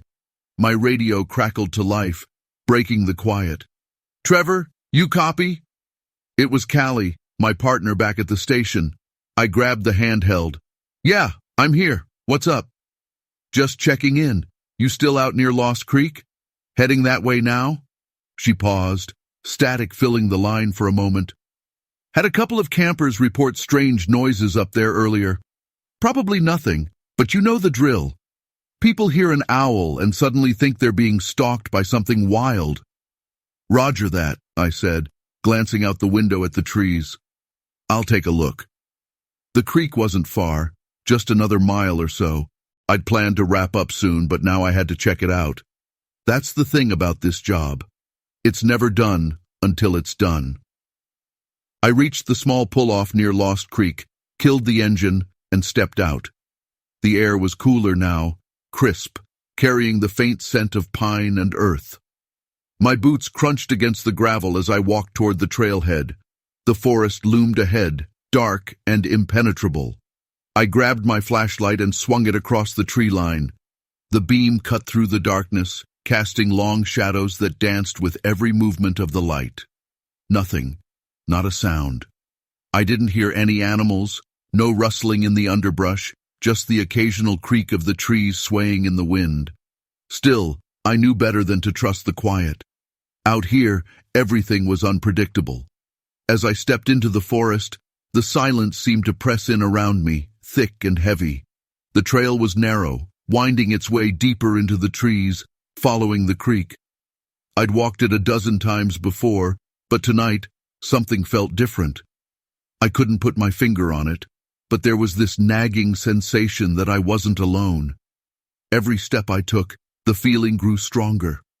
I paused, listening, straining to hear anything over the sound of my own breathing. And then I heard it. A sharp crack, like a branch snapping underfoot, coming from somewhere off to my right. I swung the flashlight in that direction, but all I saw were trees, thick and unmoving. I waited, my pulse quickening, ears straining for any other sound. Another crack, closer this time. "Hello?" My voice seemed small, swallowed by the darkness. Silence. I exhaled slowly, forcing myself to stay calm. Probably a deer, maybe even a bear. Nothing I hadn't dealt with before. But still, the way those branches snapped, it was deliberate, controlled, like something heavy moving through the trees, but trying to stay hidden. I started walking again, this time keeping my flashlight low, the beam skimming the forest floor. The trail was narrow, the creek gurgling faintly beside it. The light bounced across the ground, picking out rocks, fallen branches, and then I stopped short. Footprints, big ones. I crouched down, running the light over them. The prints were deep, much deeper than anything a person could make, and they were fresh, maybe hours old at most. My stomach tightened. They looked human, but they were easily twice the size of any boot I'd ever seen. Another crack echoed through the trees, this time from behind me. I stood up, heart racing, and turned the flashlight around. The beam caught movement, a shadow, tall and hulking, slipping between the trees. I froze, my pulse hammering in my ears. What the hell? For a second I thought about calling it in. But what was I going to say? That I saw a big shadow and some weird footprints? No, I wasn't about to spook myself over nothing. I was better than that. Still, I couldn't shake the feeling that something was out there, watching me. I took a deep breath and started walking again, faster this time.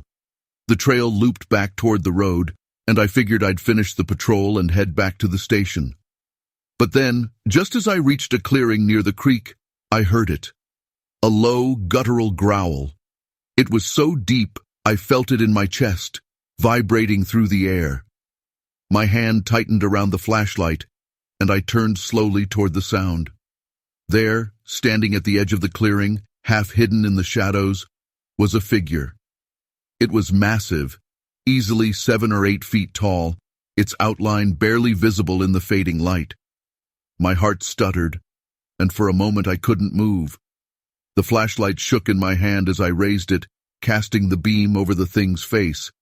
It wasn't human. Its eyes reflected the light, glowing faintly in the dark, and its face, I don't know how to describe it. It was ape-like but wrong, its features too exaggerated, too distorted to belong to anything I'd ever seen. For a second, we just stared at each other, neither of us moving. Then, without warning, it let out another growl, louder this time, and took a step toward me. Shit, I breathed, stumbling back, my mind racing. I turned and bolted for the trail, crashing through the underbrush, the flashlight swinging wildly in my hand. My heart was in my throat, pounding so hard I thought it might burst. Behind me, I heard the creature moving, its heavy footsteps shaking the ground. It was fast, faster than anything that big should have been. Branches whipped at my face, the darkness closing in around me. But I didn't stop. I couldn't. The truck was just up ahead. If I could make it to the road, I might have a chance. I broke through the tree line, lungs burning, and sprinted across the gravel toward the truck. My hands were shaking so badly I fumbled with the keys, dropping them in the dirt. Come on, come on! Another growl, closer this time. I snatched the keys off the ground and threw myself into the driver's seat, slamming the door just as something huge crashed into the side of the truck. The whole vehicle rocked, metal groaning under the impact. Jesus Christ! I jammed the key into the ignition and turned it, the engine sputtering to life. I floored the gas, the tires spinning in the gravel before the truck lurched forward, skidding onto the dirt road. In the rearview mirror, I saw it. The creature, standing in the middle of the road, watching me as I sped away. I didn't stop driving until I reached the station. My hands were still shaking as I stumbled inside, slamming the door behind me. Callie looked up from her desk, eyes wide. Trevor, what the hell happened? You look like you've seen a ghost. I couldn't speak, couldn't find the words to explain what I'd just seen. All I could think about were those eyes, glowing in the dark, watching me. I don't know. I finally managed, sinking into a chair. But there's something out there. Something big. Callie frowned, but before she could say anything, the radio crackled to life again. Hey, station, you there? We've got another report from Lost Creek. More strange noises. You better check it out. I stared at the radio, my heart still racing. There was no way I was going back out there. Not tonight. Not ever. Story 11.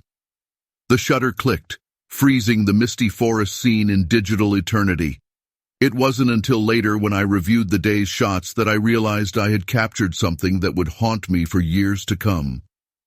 There, in the background, partially obscured by a gnarled oak, stood a figure that defied explanation. My name is Klaus Bergman, and this is the story of how a routine nature shoot turned into an obsession that nearly cost me everything.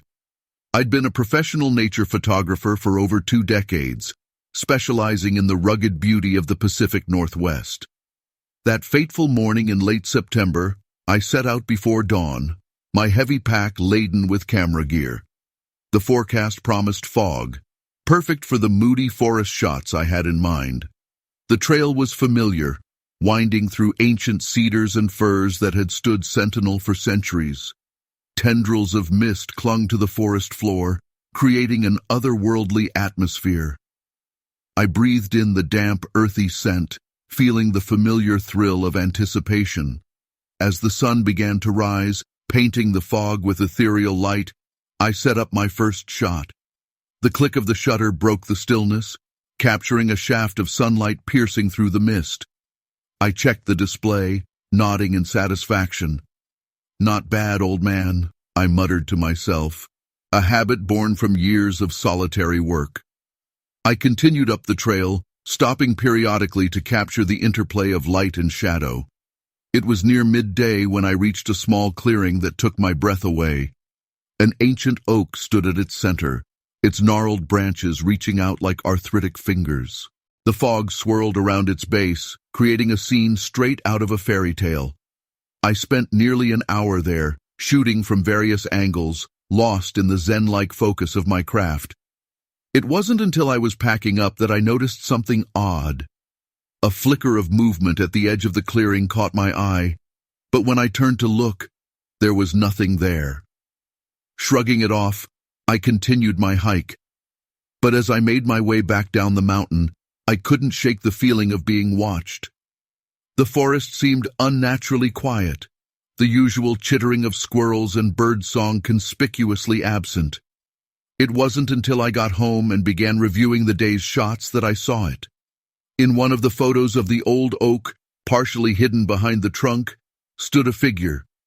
At first, I thought it was a trick of the light, a shadow playing on the fog. But as I zoomed in, my blood ran cold. The figure was tall, far taller than any human I'd ever seen. It was covered in what looked like dark, matted fur. But it was the face that truly shook me. Though partially obscured, I could make out deep-set eyes that seemed to stare directly into the camera. The brow was heavy, the nose broad and flat. It was a face that seemed to be a missing link between ape and man. "Impossible," I whispered, my hands shaking as I stared at the screen. I spent hours analyzing the photo, convinced it must be a hoax, a trick of the light, anything but what it appeared to be. But the more I looked, the more certain I became. I had captured something on film that shouldn't exist. The next few weeks passed in a blur. I became obsessed with the photo and what it might mean. I scoured the internet for similar sightings, pored over cryptozoology forums, and even reached out to a few academics who specialized in primate biology. Most dismissed the photo outright. "Probably just a bear," one professor said with a condescending chuckle. "The human mind has a way of seeing patterns where none exist." But I knew what I had seen, and I was determined to prove it. I began making almost daily trips to the forest, always returning to that same clearing. I set up trail cameras, spent hours waiting in blinds, hoping for another glimpse of the creature. My obsession didn't go unnoticed. My wife, Elena, grew increasingly concerned. "Klaus, this isn't healthy," she said one evening, her voice tight with worry. "You're out there all hours. You barely sleep. What are you hoping to find?" I couldn't meet her eyes. "I don't know," I admitted. "But I know what I saw, Elena. It was real." She sighed, placing a hand on my arm. "I believe that you believe it. But honey, maybe it's time to let this go." But I couldn't let it go. The image of that creature haunted my dreams, drove me back into the forest day after day. I neglected my other work, canceled shoots with long-time clients. My reputation began to suffer. It all came to a head on a cold November morning. I'd been in my blind since before dawn, my fingers numb despite thick gloves. The forest was silent, shrouded in a heavy mist that muffled all sound. That's when I heard it, a low guttural vocalization unlike anything I'd ever heard before. It was answered by another, then another, coming from different directions around the clearing. My heart raced as I raised my camera, ready to capture whatever might appear. The mist seemed to thicken, swirling in unnatural patterns. And then, at the edge of the clearing, I saw it. The creature emerged from the fog like a spirit made flesh. It was even larger than I'd imagined, easily 8 feet tall, with massive shoulders and long, powerful arms. Its face was just as I remembered from the photo, a blend of ape and man, with eyes that held an impossible intelligence. I raised my camera with shaking hands, but before I could press the shutter, the creature's gaze locked onto mine. In that moment, I felt a connection, a sense of recognition that transcended species. It was as if the creature was looking into my very soul.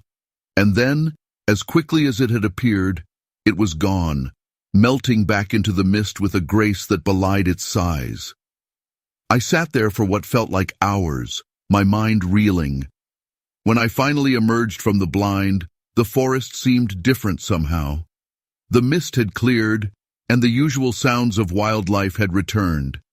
It was as if the encounter had taken place in some parallel reality, a glimpse into a world hidden just beyond our perception. As I made my way back down the mountain, I knew that everything had changed. I had seen something that defied explanation, something that challenged everything I thought I knew about the natural world. But I also knew that I could never share what I had seen. The photo, the encounter, they would remain my secret, because I understood now that some mysteries aren't meant to be solved, some creatures aren't meant to be exposed to the harsh light of human scrutiny. When I got home, Elena was waiting, her face a mask of worry and frustration. "Klaus, we need to talk," she said, her voice trembling slightly. "This obsession, it's tearing us apart." I looked at her, really looked at her, for what felt like the first time in months. I saw the toll my obsession had taken on her, on us, and in that moment, I made a decision. "You're right," I said softly, taking her hands in mine. "I'm sorry, Elena. It's over. No more chasing ghosts in the forest." The relief in her eyes was palpable. She pulled me into a tight embrace, and I felt a weight lift from my shoulders. That night, as Elena slept beside me, I sat at my computer one last time. I looked at the photo that had started it all, at the barely visible figure that had upended my world. Then, with a deep breath, I deleted it. Some mysteries, I realized, are better left unsolved. The creature in the forest, whatever it was, deserved its privacy, its freedom from human interference. And I deserved to reclaim my life, my work, my relationships. As I closed my laptop and crawled into bed, I felt a sense of peace wash over me. The forest would keep its secrets, and I would keep mine. But the memory of that encounter, of those knowing eyes meeting mine across the misty clearing, would stay with me forever. In the years that followed, I never spoke of what I had seen. But sometimes, when I'm deep in the forest with my camera, I feel a presence watching me. And I smile, knowing that there are still wonders in this world beyond our understanding, creatures that live in the shadows of our civilization. The mystery remains, and that, I've come to realize, is the greatest gift of all. Story 12. The night was supposed to be calm, a clear sky, the stars scattered above, and nothing but the sounds of the forest. But then, that smell hit me. I was sitting by the campfire, my flashlight flickering beside me, the fire crackling low when it came, a rank, overpowering stench, like something rotting mixed with the damp, earthy smell of wet fur. I wrinkled my nose, glancing over at Lucy, who was fiddling with the tent poles. She looked up, her nose scrunched, her face mirroring my expression. "Do you smell that?" she asked, her voice tinged with unease. I nodded, setting my flashlight down and getting to my feet. "Yeah, it's awful. Maybe a dead animal nearby?" My gaze swept the tree line, my eyes narrowing as I scanned the darkness beyond the reach of the firelight. Lucy frowned, standing up and dusting off her hands. It's strong, whatever it is, and it's getting worse. She took a step towards me, her eyes flicking to the shadows surrounding our small clearing. I took a deep breath, the smell hitting the back of my throat, making me gag. It wasn't just the smell of death. It was something else, something acrid and animalistic, something that made my skin prickle with an instinctual sense of wrongness. I grabbed my flashlight, clicking it on, the beam cutting through the dark. "I'm going to check it out," I said, the words sounding more confident than I felt. I glanced at Lucy, who looked hesitant, her arms crossed over her chest, her eyes wide. "Stay here by the fire. If it's something dangerous, we need to keep the light going." "Are you sure?" she asked, her voice barely above a whisper. Her eyes darted towards the tree line, the same unease I felt mirrored on her face. "Yeah, I'll be quick," I replied, though my gut twisted at the thought of walking into the dark. I gave her a quick nod, then turned, stepping away from the fire, the warmth of it fading almost immediately as I moved into the shadows. The forest was dense, the trees rising high around me, their branches like skeletal arms reaching out into the sky. My flashlight flickered again, the beam trembling slightly as I stepped further from the fire, my boots crunching softly on the leaf-strewn ground. The smell grew stronger with every step, that heavy, nauseating stench wrapping around me, making it hard to breathe. I paused, straining my ears for any sound, any rustle, any movement. But the forest was silent, eerily so. The usual chorus of insects and distant owl calls was absent, leaving nothing but the muffled crackle of the fire behind me and the soft crunch of my footsteps. "Come on," I muttered under my breath, the words more for my own comfort than anything else. "It's probably just a carcass, maybe a deer." But even as I said it, I didn't believe it. The smell was too intense, too deliberate. It was like whatever was out here wanted me to notice, wanted me to find it. A branch snapped somewhere to my right, the sound sharp and loud in the stillness. I froze, the flashlight beam jerking as my hand tensed. My pulse quickened, every nerve in my body screaming at me to turn around, to run back to the safety of the campfire. But I didn't. I swallowed hard, my mouth dry, and took a slow step towards the noise, my flashlight sweeping through the darkness. "Hello?" I called, my voice cracking slightly. "Is someone out there?" No answer, just the wind rustling through the branches, the smell pressing in, thick and foul. I took another step, my foot catching on something soft. I glanced down, the beam of my flashlight falling on a patch of matted fur, dark and slick with moisture. My stomach turned, the bile rising in my throat. Whatever it was, it had been big, too big to be a rabbit or any of the usual small creatures you'd find out here. I knelt down, reaching out with a hesitant hand, my fingers brushing the fur. It was wet, sticky, and I pulled back, wiping my hand on my jeans, my heart pounding. There was a sound then, a low, rumbling growl, so deep I felt it more than heard it, the vibration rolling through the ground beneath me. My breath caught, my flashlight flickering again, the beam swinging wildly as I scrambled to my feet. The growl came again, closer this time, and I turned, the light catching on something, a pair of eyes, glinting in the darkness. They were high off the ground, too high to belong to anything that should be out here. My blood ran cold, my legs feeling like lead as I took a shaky step back, the flashlight beam fixed on those eyes. They didn't blink, didn't move, just stared at me, unblinking, unwavering. "Lucy," I whispered, my voice barely audible. My throat was tight, my heart pounding so hard it felt like it might burst from my chest. "Lucy, get the fire going higher." I took another step back, the eyes still locked on me, and then they moved. A shift, a flicker, and whatever it was slipped into the darkness, disappearing from view. The growl echoed one last time, and then there was nothing, just the silence, the cold, and the lingering stench. I turned, running back towards the camp, my breath coming in ragged gasps, my flashlight bouncing wildly as I stumbled over roots and rocks. The firelight came into view, the flickering glow a beacon in the darkness, and I burst into the clearing, nearly tripping over my own feet.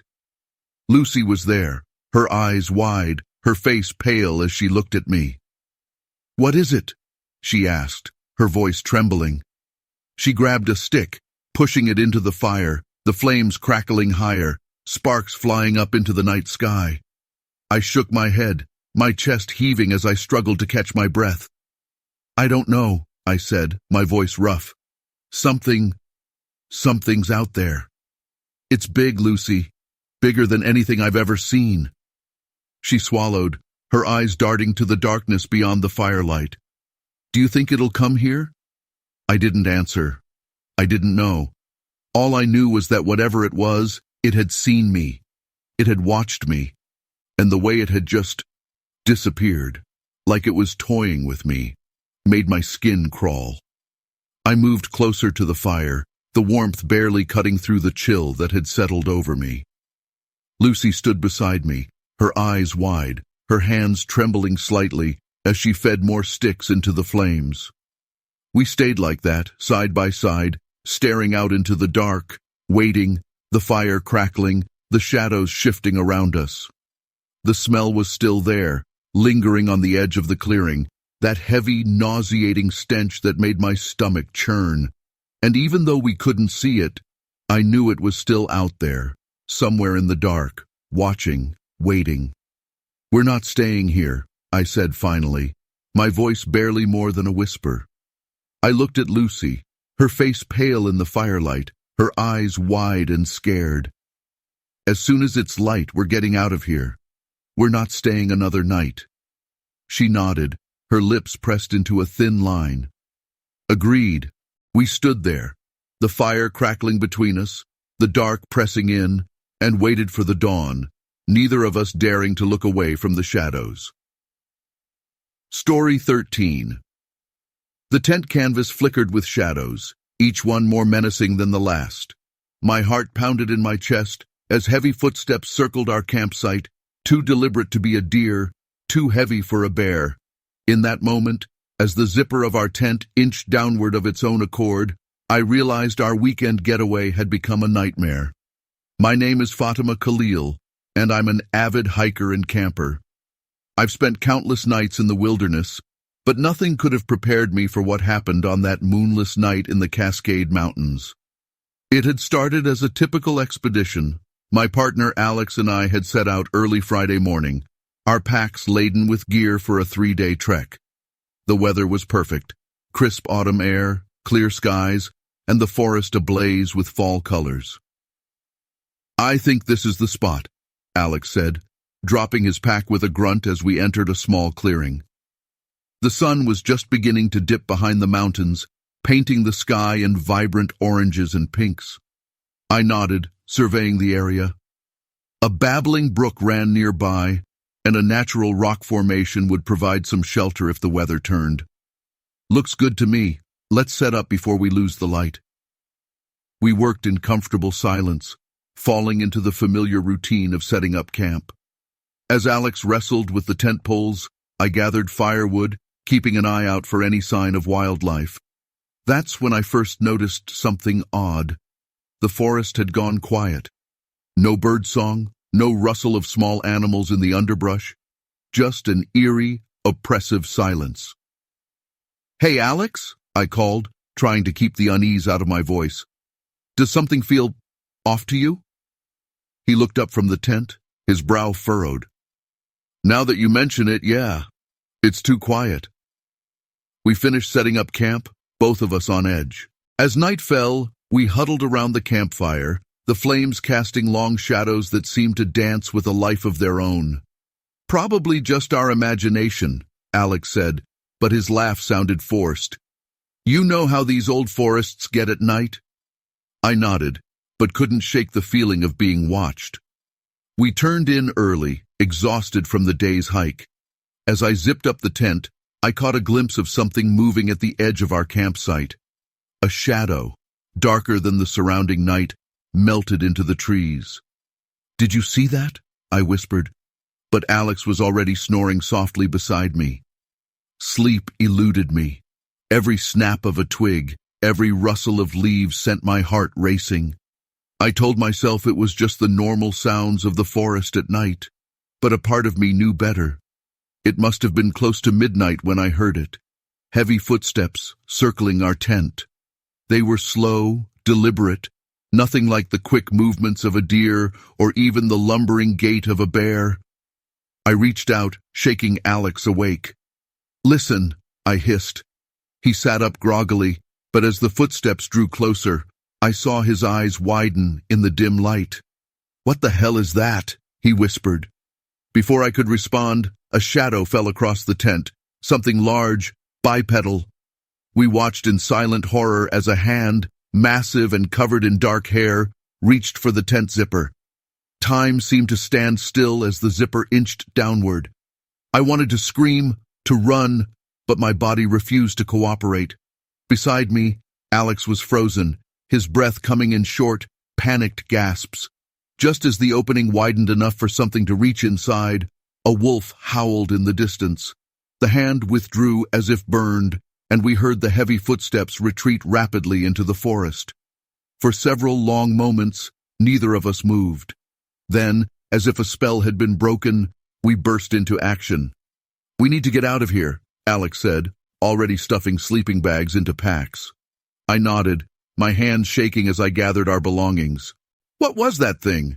It was too big to be human, but the hand—" "I don't know, and I don't want to stick around to find out," Alex replied, his voice tight with fear. We abandoned the tent, grabbing only what we could quickly pack. As we stumbled out of the clearing, our headlamps casting frantic beams through the darkness, I caught sight of something that made my blood run cold. There, at the edge of our campsite, was a footprint. It was massive, easily twice the size of my own boot, with 5 distinct toes clearly visible in the soft earth. "Alex, look," I said, my voice barely above a whisper. He stared at the print, his face pale in the harsh light of the headlamp. That's not possible." A twig snapped in the forest behind us, and we both jumped. Without another word, we took off down the trail, our packs bouncing painfully against our backs as we ran. The forest seemed to come alive around us. Branches whipped at our faces, roots threatened to trip us at every step. And always, just at the edge of hearing, were those heavy footsteps, keeping pace. We ran until our lungs burned and our legs trembled, finally bursting out of the dense forest onto a wider, maintained trail. Only then did we stop, collapsing to the ground, gasping for air. "Do you think we lost it?" Alex panted, his eyes wild as he scanned the tree line. Before I could answer, a long, low howl echoed through the night. It was unlike anything I'd ever heard before. Not quite animal, not quite human. It was joined by another, then another, coming from different directions around us. "We need to keep moving," I said, struggling to my feet. "There's a ranger station a few miles down this trail. We can make it by dawn if we hurry." Alex nodded, his face grim. We set off at a brisk pace, both of us jumping at every sound, every shadow. As we walked, my mind raced with possibilities. What had we encountered back there? The size, the fur-covered hand, it all pointed to something that shouldn't exist, something out of legend. "You don't think—" Alex began, then shook his head. "No, it's crazy." "Bigfoot?" I finished for him. "I know it sounds insane, but after what we saw—" He nodded slowly. "I always thought those stories were just myths, you know, something to scare tourists and sell t-shirts. But now—" A branch snapped in the forest to our right, and we both froze. Slowly, I turned my headlamp in that direction. For a split second, I caught a glimpse of a massive, fur-covered figure standing between 2 trees. Then it was gone, melting into the shadows with a speed and grace that belied its size. We ran again, no longer caring about stealth or conserving energy. The howls grew closer, seeming to come from all around us. It was as if the entire forest was alive, watching, herding us. Just as I thought my legs would give out, I saw a light ahead, the ranger station. We put on a final burst of speed, practically falling through the door. The startled ranger jumped to his feet. "What in the world? Close the door!" Alex gasped. "There's something out there." The ranger, to his credit, didn't hesitate. He slammed the door shut and locked it, then turned to us with a mixture of concern and suspicion. "All right," he said. "Why don't you two catch your breath and tell me what's going on?" We spent the next hour recounting our experience, showing him the few photos we'd managed to take of the footprint and the disturbed campsite. To his credit, he listened without interruption, his face growing more serious with each detail.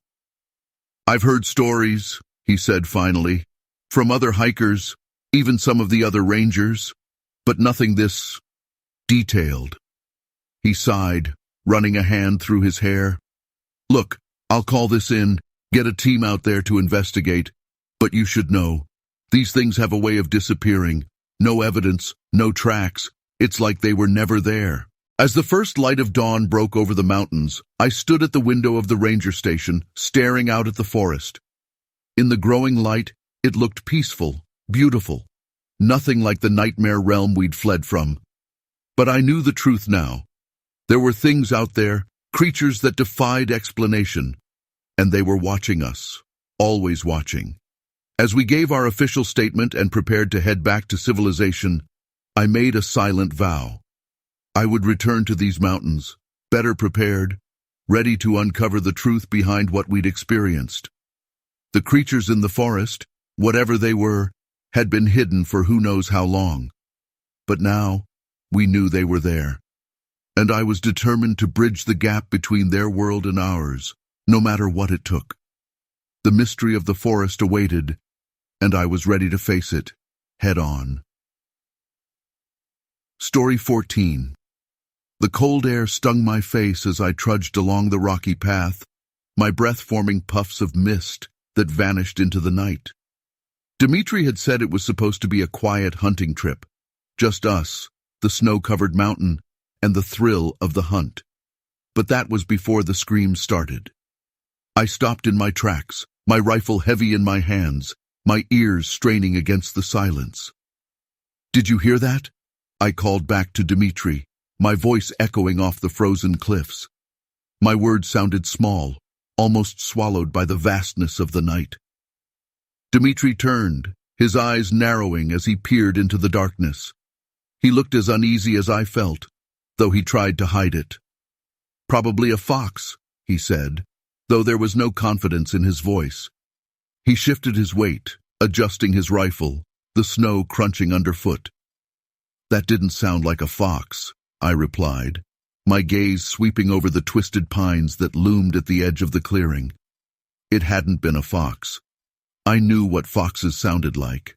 This had been something else, a long, drawn-out wail, a sound that seemed to vibrate through the mountains themselves, as though the very air had come alive with fear. Dmitri shrugged, his breath a cloud of vapor. "What do you want to do? Go back to camp because of a noise?" There was a challenge in his tone, his jaw clenched against the cold. He wasn't one to back down, even when he should. I hesitated, my fingers tightening on the stock of my rifle. Everything inside me was screaming to leave, to turn around and make our way back to the safety of the fire. But Dmitri was already moving forward, his boots crunching over the frozen ground, his silhouette disappearing into the darkness. "Dmitri, wait," I called, my stomach twisting. He didn't stop, didn't even slow. A part of me wanted to let him go, to turn and head back to camp alone. But I couldn't do that. Not out here, not with those screams echoing through the night. I took a deep breath, trying to steady my nerves, and followed him. The wind howled through the pines, the branches creaking like old bones. Every few steps, I found myself glancing over my shoulder, half expecting to see something lurking in the shadows, something watching us from the dark. But there was nothing, only the trees, their black forms swaying against the night sky, and the endless snow stretching out before us. Dmitri stopped suddenly, his hand going up, and I nearly bumped into him. I froze, my heart pounding in my chest, my breath catching in my throat. He was staring straight ahead, his eyes fixed on something I couldn't see, his body tense. "What is it?" I whispered, my voice barely audible over the wind. I followed his gaze, my eyes squinting against the dark, and then I saw it. A shape, tall and broad, standing at the edge of the clearing. It was too far to make out any details, just a silhouette against the snow. But it was there, unmoving, watching us. Dmitri didn't say anything, just lifted his rifle slowly, his eyes narrowing. My pulse quickened, a surge of panic washing over me. "Dmitri, don't!" I hissed, reaching out to grab his arm. "We don't know what it is." "It's someone," he replied, his voice tight, his finger hovering near the trigger. But I could hear the uncertainty, the fear he was trying to hide. He didn't know any more than I did. The shape moved then, a slow, deliberate step forward, the snow crunching beneath its feet. My heart felt like it stopped, the air freezing in my lungs. It was huge, far bigger than a man, and it moved with a strange, fluid grace that made my skin crawl. Dmitri took a step back, his eyes wide, and for the first time, I saw the fear in them. "We need to go," I said, my voice trembling, my eyes locked on the figure. It took another step, the distance between us closing, and I could see the way the shadows seemed to cling to it, the way it seemed almost part of the night itself. "Dmitri, now." He hesitated for a moment, and then he lowered the rifle, his jaw clenched. "Fine," he muttered, turning, his eyes flicking to mine. I could see the uncertainty there, the fear that mirrored my own. He didn't argue, didn't try to push forward. He knew, just like I did, that whatever was out there, it wasn't something we wanted to face. We turned and started back the way we'd come. Our footsteps hurried, the snow crunching beneath us. I could feel my pulse pounding in my ears, my body tense, every instinct screaming at me to run, to get away as fast as I could. But I forced myself to stay calm, to keep my pace steady, my eyes flicking over the darkened landscape, watching, waiting. The scream came again, echoing through the mountains, louder this time, closer. It was a sound of pure terror, a sound that seemed to reach inside me, twisting something deep in my chest. Dmitri glanced at me, his eyes wide, his face pale in the dim light. "That's not a fox," he said, his voice barely a whisper. I shook my head, swallowing hard. "No, it's not." We kept moving, our pace quickening, the clearing fading into the darkness behind us.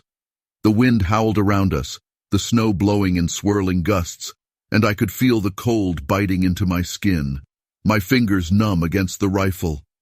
Every step felt like it took an eternity, the forest closing in around us, the shadows deepening, thickening, until it felt like we were walking through a nightmare.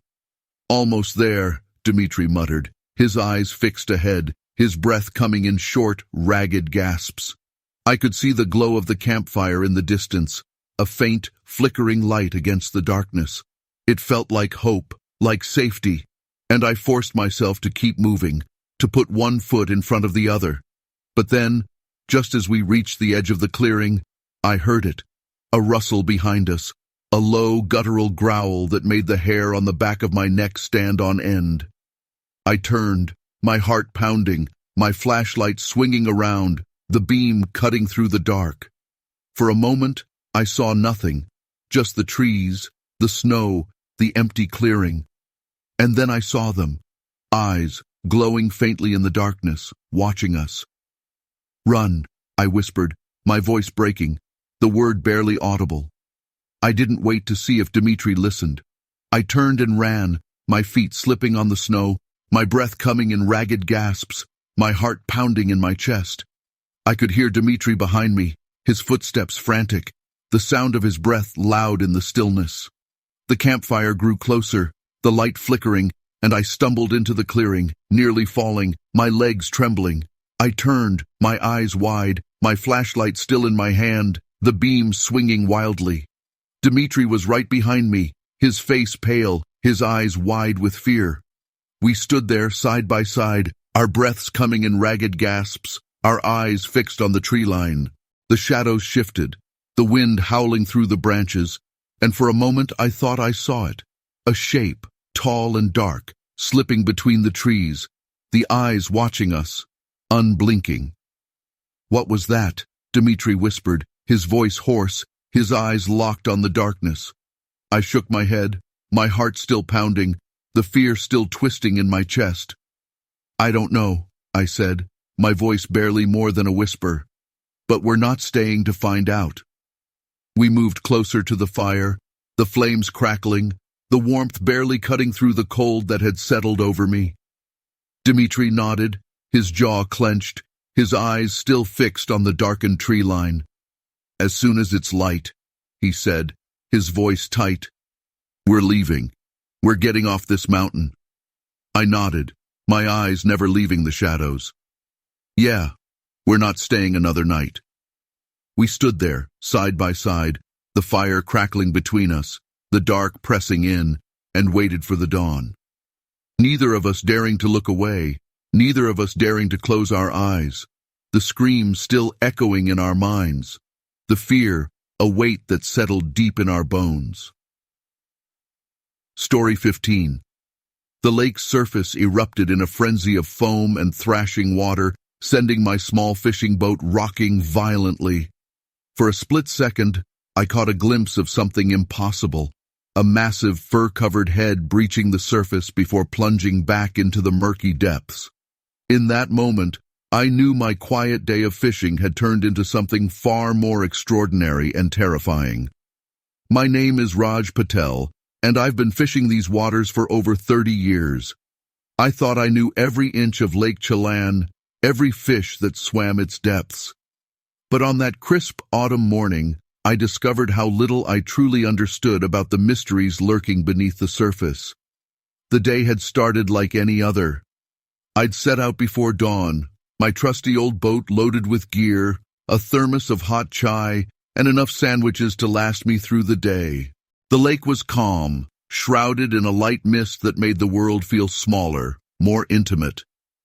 I'd found a promising spot near the western shore, where the lake narrowed and deepened.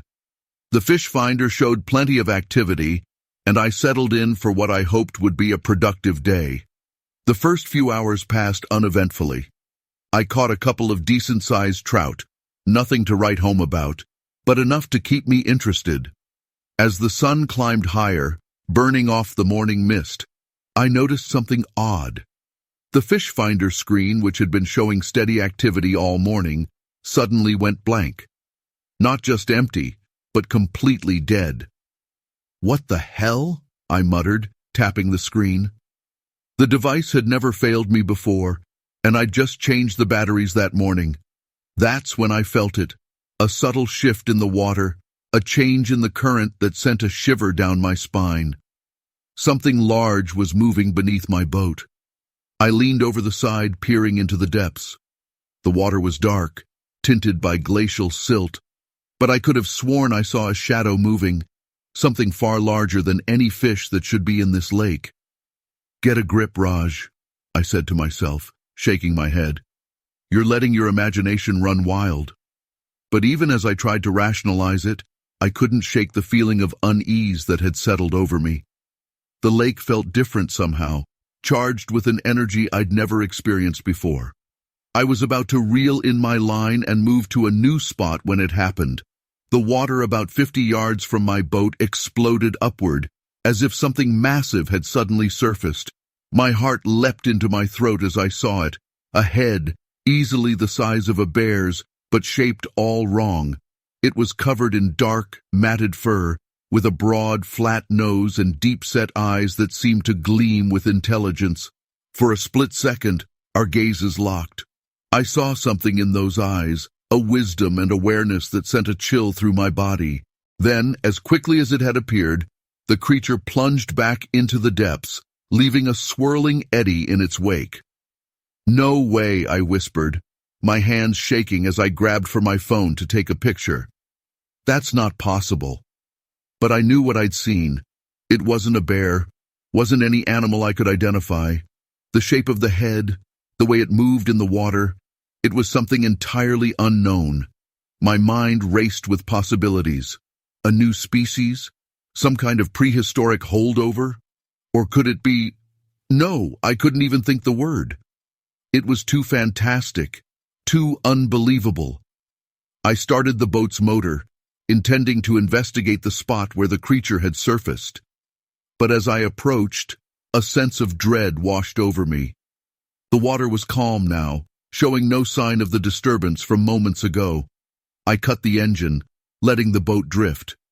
The silence was oppressive, broken only by the gentle lapping of waves against the hull.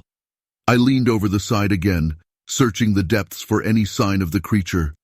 That's when I saw them, massive shapes moving beneath the surface, circling my small boat. There was more than one. Panic gripped me. I scrambled for the motor, my hands fumbling with the starter. Come on, I muttered, yanking the cord repeatedly. The engine sputtered to life just as something bumped the bottom of the boat, nearly capsizing it. I gunned the motor, steering toward the shore, my heart pounding in my chest. I didn't slow down until I reached the dock, practically jumping from the boat before it was fully secured. My legs were shaking so badly I could barely stand. Raj? You okay, man? It was Tom, the dock manager, looking at me with concern. You look like you've seen a ghost.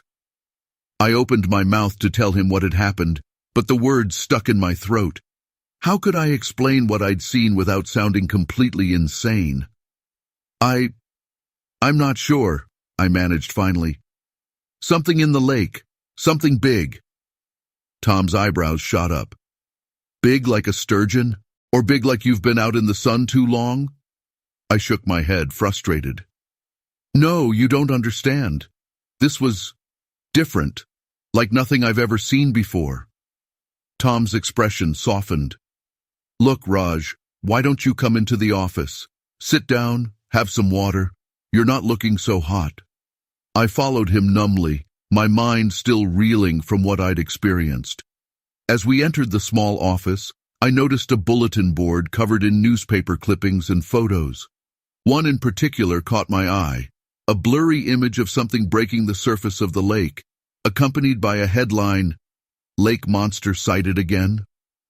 Tom, I said slowly, what's this about? He followed my gaze and sighed. Ah, that. Just local legend, you know. Every few years someone claims to see something in the lake. Most folks think it's just stories to drum up tourism. But I could see the doubt in his eyes. Have you ever seen anything? I pressed. Tom was quiet for a long moment. Once, he said finally. About 15 years ago. Something in the water, bigger than any fish I've ever seen. But it was just for a second, and I figured my eyes were playing tricks on me. I sank into a chair, my legs finally giving out. I saw it, Tom, clear as day, and I think there might be more than one. Tom's face paled. You're serious, aren't you? I nodded, then proceeded to recount everything I'd seen. To his credit, Tom listened without interruption, his expression growing more serious with each detail. When I finished, he was quiet for a long time. Finally, he said, You know how this sounds, right? If you start telling people, they'll think you've lost it. I know, I said, running a hand through my hair. But I know what I saw. It was real, Tom. And if there really is something out there, people need to know. It could be dangerous. Tom sighed, looking out the window at the now placid lake. All right, here's what we'll do. I've got a friend at the university, studies aquatic biology. I'll give her a call, see if she can come out and take a look. But Raj, he fixed me with a stern gaze. Not a word of this to anyone else, you hear? Last thing we need is a bunch of monster hunters descending on the lake. I nodded, grateful for his support. As I left the office, I couldn't help but cast one last glance at the lake. The surface was calm, betraying nothing of the mysteries that lurked beneath. But I knew the truth now. There were things out there, creatures that defied explanation, and I was determined to uncover the truth, no matter what it took.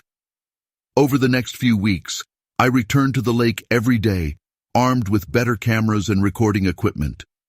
I saw glimpses of the creatures a few more times, but never as clearly as that first encounter.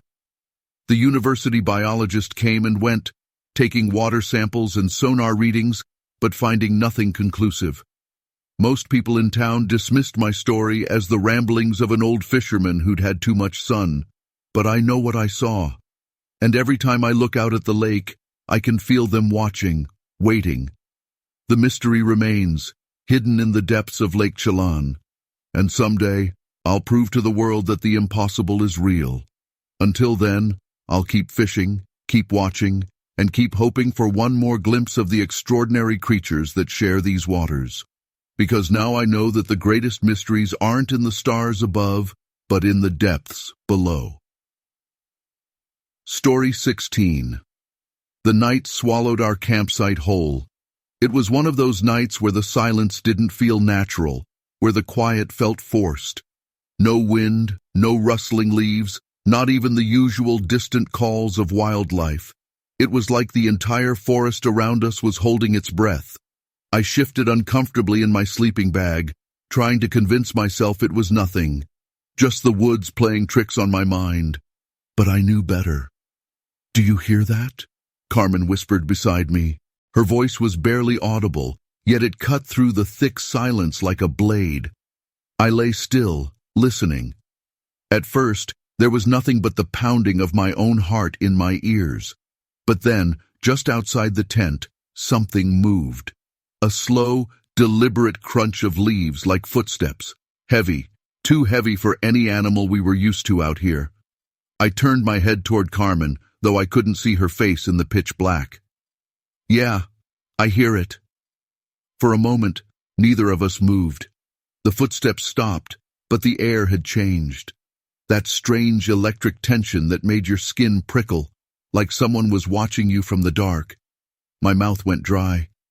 "It's probably just a deer," I said, though I didn't even believe it myself.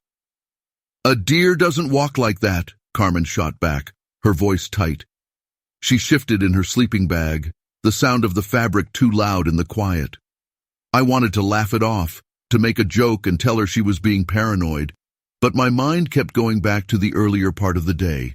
We'd been hiking through the Rockies, nothing too extreme, just a weekend camping trip with friends. But there was this moment, right after we set up camp, where the forest had gone eerily silent. No birds, no bugs, just nothing. At the time, I brushed it off as weird, but didn't give it much thought. Now it was all I could think about. The footsteps started again, closer this time. I could hear them circling the tent, slow, methodical, like whatever it was out there was trying to figure us out. "Jesus, what is that?" Carmen hissed. I could hear the panic creeping into her voice. I swallowed hard, trying to think straight. Stay quiet. Just stay quiet. In the corner of the tent, our friend Tyler stirred. He'd been snoring a few minutes ago, oblivious to the world, but the noise must have woken him up. "What's going on?" His voice was groggy, thick with sleep. "Shh," I whispered, harsher than I intended. "Something's out there." There was a pause, then the sound of Tyler sitting up. "What do you mean, something?" "I mean something big." Carmen's voice was low but urgent. Outside, the footsteps stopped again. The hair on the back of my neck stood on end. I stared at the canvas wall of the tent, my mind racing, trying to figure out what the hell was happening. We were miles from any other campers. No trails nearby, no cabins. It had to be an animal, but why did it feel so wrong? Tyler fumbled for his flashlight. "I'm just gonna look." "Don't!" I grabbed his arm, stopping him just as he was about to unzip the tent. He froze. "Why not?" "Because if it's a bear or something, we don't want to spook it." "Bears don't circle tents like that, man," Carmen muttered, her voice strained. She wasn't wrong. Bears usually make a hell of a lot more noise, and they sure as hell don't skulk around like predators trying to stay hidden. Another noise, this time more deliberate. A low, guttural breath, deep and heavy. Like something massive was standing just outside the fabric, close enough that we could feel its presence through the thin nylon walls. I instinctively held my breath, the sound making every muscle in my body tense. I wasn't afraid of animals. I grew up in these woods. I knew how to deal with bears, coyotes, mountain lions. But this was different. It felt wrong in a way that made my stomach twist. Tyler spoke again, this time in a low whisper. "What do we do?" My mind raced through every survival scenario I'd ever been taught, but nothing felt applicable here. Running didn't feel like an option, and staying inside the tent? That was basically gambling on it losing interest. "Just wait," I finally said. "Maybe it'll move on." Carmen shifted beside me, her breathing shallow and fast. "What if it doesn't?" I didn't have an answer for that. For a few moments, everything went still. The kind of stillness that made you think maybe, just maybe, it was over. But then, a deep, slow exhale, like whatever was outside was right up against the tent. It sounded close enough to touch. My heartbeat pounded in my chest so hard I was sure it could hear me. Then the tent walls trembled. Carmen gasped, her hand gripping my arm tight enough to hurt. I was frozen, every instinct screaming to get out of there, but there was nowhere to go. Another slow, deliberate breath, and then the sound of something brushing against the tent fabric. I didn't realize I'd been holding my breath until I let it out in a shaky exhale. Tyler was gripping his flashlight like a weapon, his knuckles white. Carmen's hand was still on my arm, but her grip had loosened slightly, like she was too scared to hold on any longer. And then, just as suddenly as it had started, the noise stopped. No footsteps, no breathing, just silence. The kind that felt too heavy, too deliberate. My body was shaking with adrenaline, my muscles tense and ready to move at any second. I strained to hear, to sense anything in the darkness, but there was nothing. We stayed like that for what felt like hours, though it was probably just minutes. None of us moved, barely breathing, waiting for whatever had been outside to return. But the only sound was the faint trickle of the creek nearby. Finally, Tyler whispered, "Do you think it's gone?" "I don't know," I said, my voice barely audible. "But we can't stay here." "We can't leave either," Carmen shot back. "What if it's still out there?" I didn't have a good answer for that, but I knew one thing. Sitting in the dark, trapped in the tent, wasn't an option. I took a deep breath, trying to steady my nerves. "We'll grab our stuff, and we move, slowly, quietly. No lights. We head back down the trail to the car." Tyler looked like he was about to argue, but then he glanced at Carmen, saw the terror in her eyes, and just nodded. "Okay." I carefully unzipped the tent, just enough to peek outside. The night was dark, the trees casting long shadows, but nothing moved. The air was still, the oppressive tension from earlier seemingly lifted. I couldn't see anything unusual, no sign of whatever had been out there. I signaled to the others, and we slowly, carefully, gathered our bags. The quiet felt deafening as we packed up as much as we could without making noise, each sound magnified in the stillness of the night. Every rustle, every clink of metal on metal made my pulse quicken, but still, nothing moved in the forest.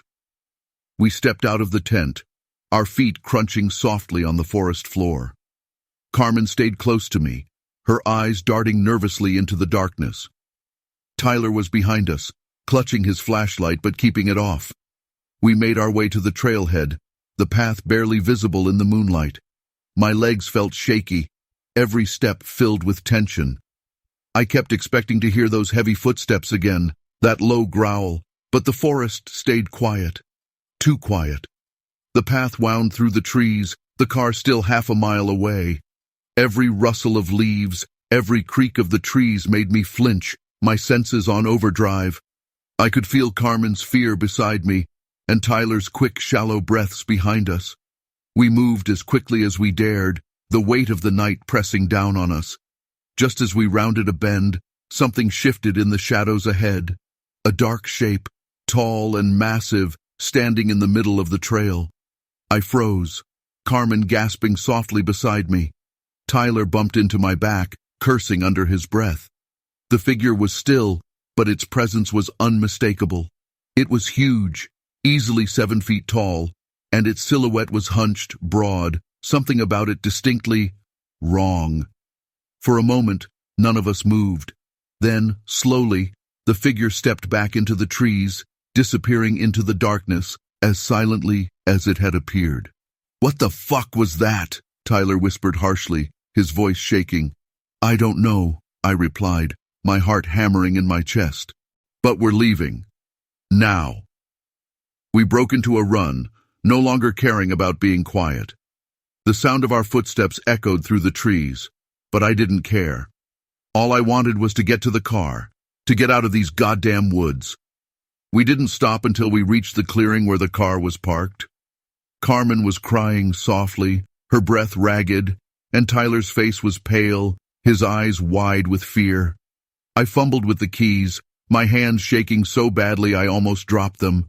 But finally, I got the door unlocked, and we piled in, slamming the doors shut behind us.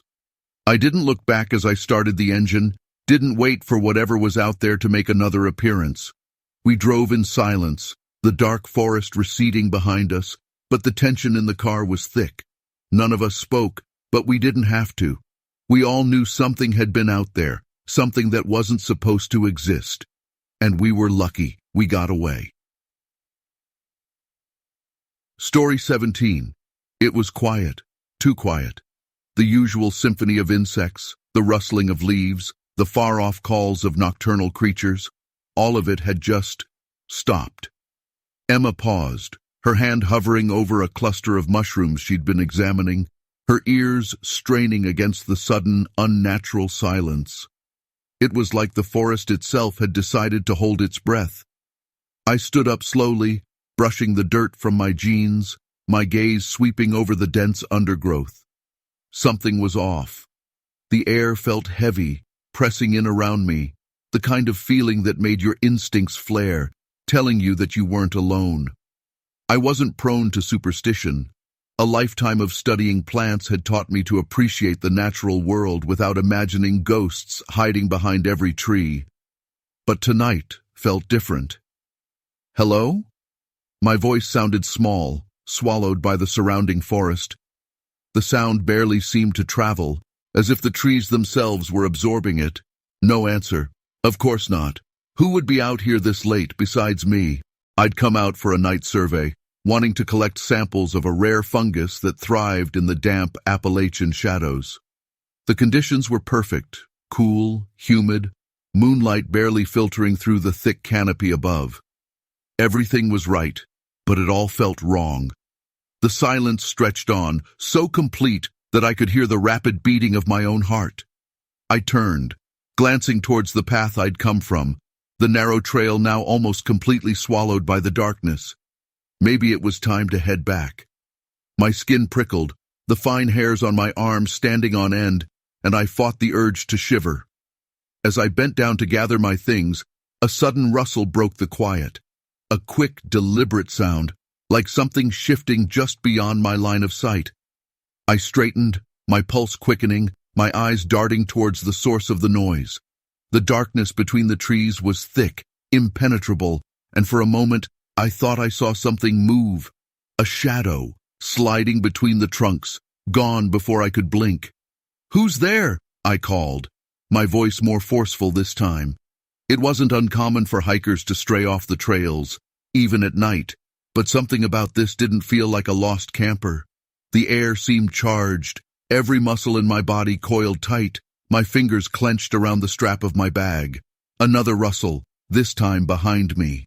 I spun around, the underbrush swaying slightly as though something had passed through it. I swallowed hard, the dryness in my throat making it difficult. My eyes scanned the dark, trying to make out shapes, to see anything that might explain the feeling that had lodged itself firmly in my gut. The feeling that I was being watched. A flash of movement to my left, quick and fluid. My breath caught in my throat, my legs stiffening, the adrenaline spiking through me. Whatever it wasn't a deer. It was too quiet, too smooth.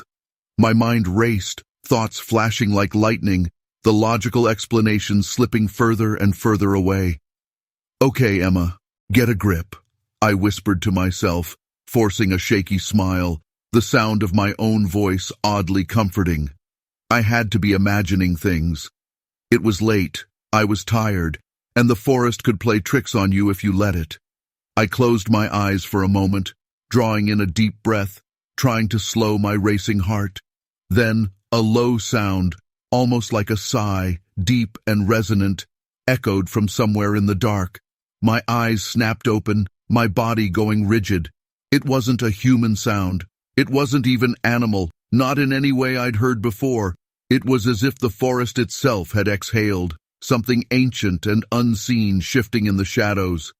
I backed away, my foot catching on a root, stumbling slightly before catching myself. My instincts, honed from years of wandering these woods, were screaming at me now, every nerve alight. Whatever was out there, I didn't want to meet it. I needed to leave. Now. I turned, my hands shaking slightly as I reached for my flashlight, clicking it on. The beam cut through the darkness, illuminating the undergrowth, the twisted roots, the scattered leaves. I kept my eyes on the path, moving quickly, my footsteps crunching on the forest floor, each one impossibly loud in the silence. The path seemed longer than I remembered, each turn unfamiliar, the shadows between the trees darker, deeper. The silence weighed on me, a constant pressure, and I could feel my pulse in my ears, my breathing coming in quick, shallow bursts. I had to get out. I had to find my way back to the clearing, back to the safety of my truck. A sudden movement to my right, a blur, something tall, shifting between the trees. My heart leapt into my throat and I broke into a run, my flashlight bouncing in my hand, the beam jerking wildly across the path. I didn't care anymore if I made noise, if I sounded afraid. I was afraid, and whatever was out there, it was following me. I burst into the clearing, the open space a shock after the narrow, claustrophobic trail. My truck sat where I'd left it, the dull gleam of moonlight reflecting off the metal, and I sprinted towards it, my feet slipping on the damp ground. I fumbled with the keys, my hands trembling as I yanked the door open, practically throwing myself inside. I slammed the door shut, the sound echoing in the stillness, and locked it, my breath coming in ragged gasps. I sat there, staring out into the clearing, my fingers tight around the steering wheel, my flashlight still clutched in my other hand. The forest loomed beyond the edge of the clearing, dark and silent, the shadows deep, unmoving. I didn't see anything. No movement, no sign of whatever had been out there. But I could feel it. That presence, that sense of being watched, still clung to me, heavy and unshakable. I swallowed hard, my throat dry, and turned the key in the ignition, the engine roaring to life, the sound breaking the silence that had pressed in around me for what felt like hours. I didn't look back as I drove away, the headlights cutting a path through the darkness, the forest slipping away behind me. I didn't need to.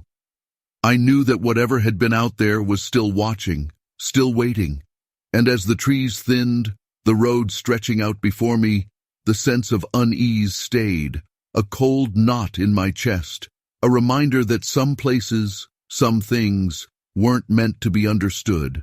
I glanced at the passenger seat, at the samples I'd collected, the small cluster of mushrooms nestled in their container. The reason I'd come out here, the reason I'd risked the dark and the silence. They seemed so small now, so insignificant.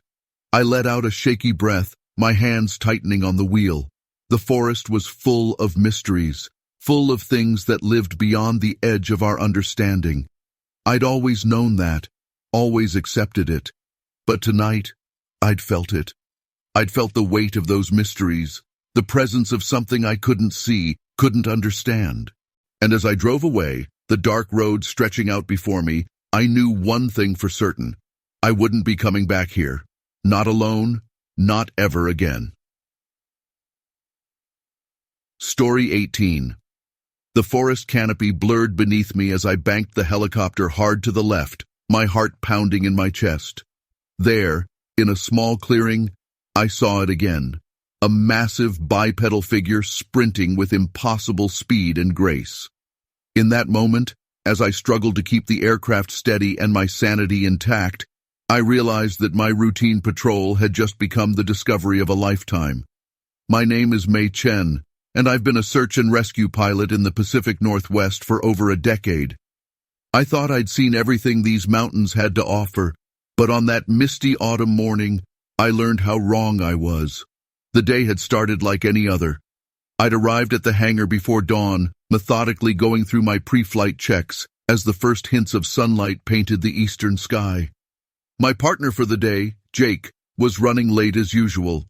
"Sorry, May," he called, jogging up to the helicopter with a coffee in each hand. Traffic was a nightmare. I accepted the coffee with a nod, hiding my annoyance.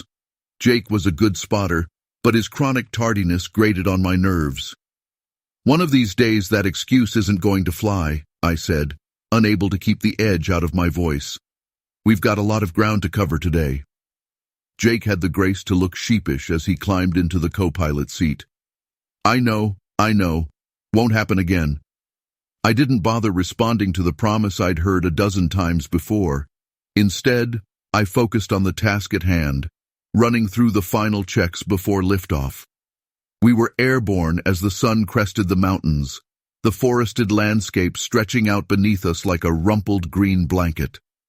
Our mission was simple. A routine patrol of the more remote areas, keeping an eye out for lost hikers or signs of wildfires. The first few hours passed uneventfully. Jake spotted a few deer in a meadow, and we noted the location of a campsite that seemed to be in a restricted area. But as we approached the densest part of the forest, something changed. "May, you see that?" Jake's voice crackled through the headset, tension evident in his tone. I followed his pointing finger, squinting at the forest below. At first, I saw nothing unusual, just endless trees and the occasional rocky outcropping. But then I noticed it, a disturbance in the canopy, as if something large was moving through the forest at high speed. "I see it," I confirmed, banking the helicopter slightly to get a better view. "Probably just a bear or—" My words died in my throat as we cleared a ridge, and I saw it clearly for the first time. In a small clearing stood a figure that defied explanation. It was massive, easily 7 or 8 feet tall, covered in dark fur. But it wasn't a bear. It stood upright, its proportions unmistakably humanoid. "Holy shit!" Jake breathed, his face pressed against the window. Is that what I think it is?" Before I could respond, the creature's head snapped up, looking directly at our helicopter. For a split second, our eyes met, and I felt a jolt of recognition, not of the creature itself, but of the intelligence behind its gaze. Then, with a speed that seemed impossible for its size, it turned and sprinted into the forest. "Follow it!" Jake shouted, but I was already banking the helicopter, adrenaline surging through my veins. We chased the figure through the forest, catching glimpses of it between the trees. Its movement was unlike anything I'd ever seen, fluid and graceful, covering ground at an astonishing rate. "I can't believe this," I muttered, struggling to keep the creature in sight while maintaining control of the aircraft.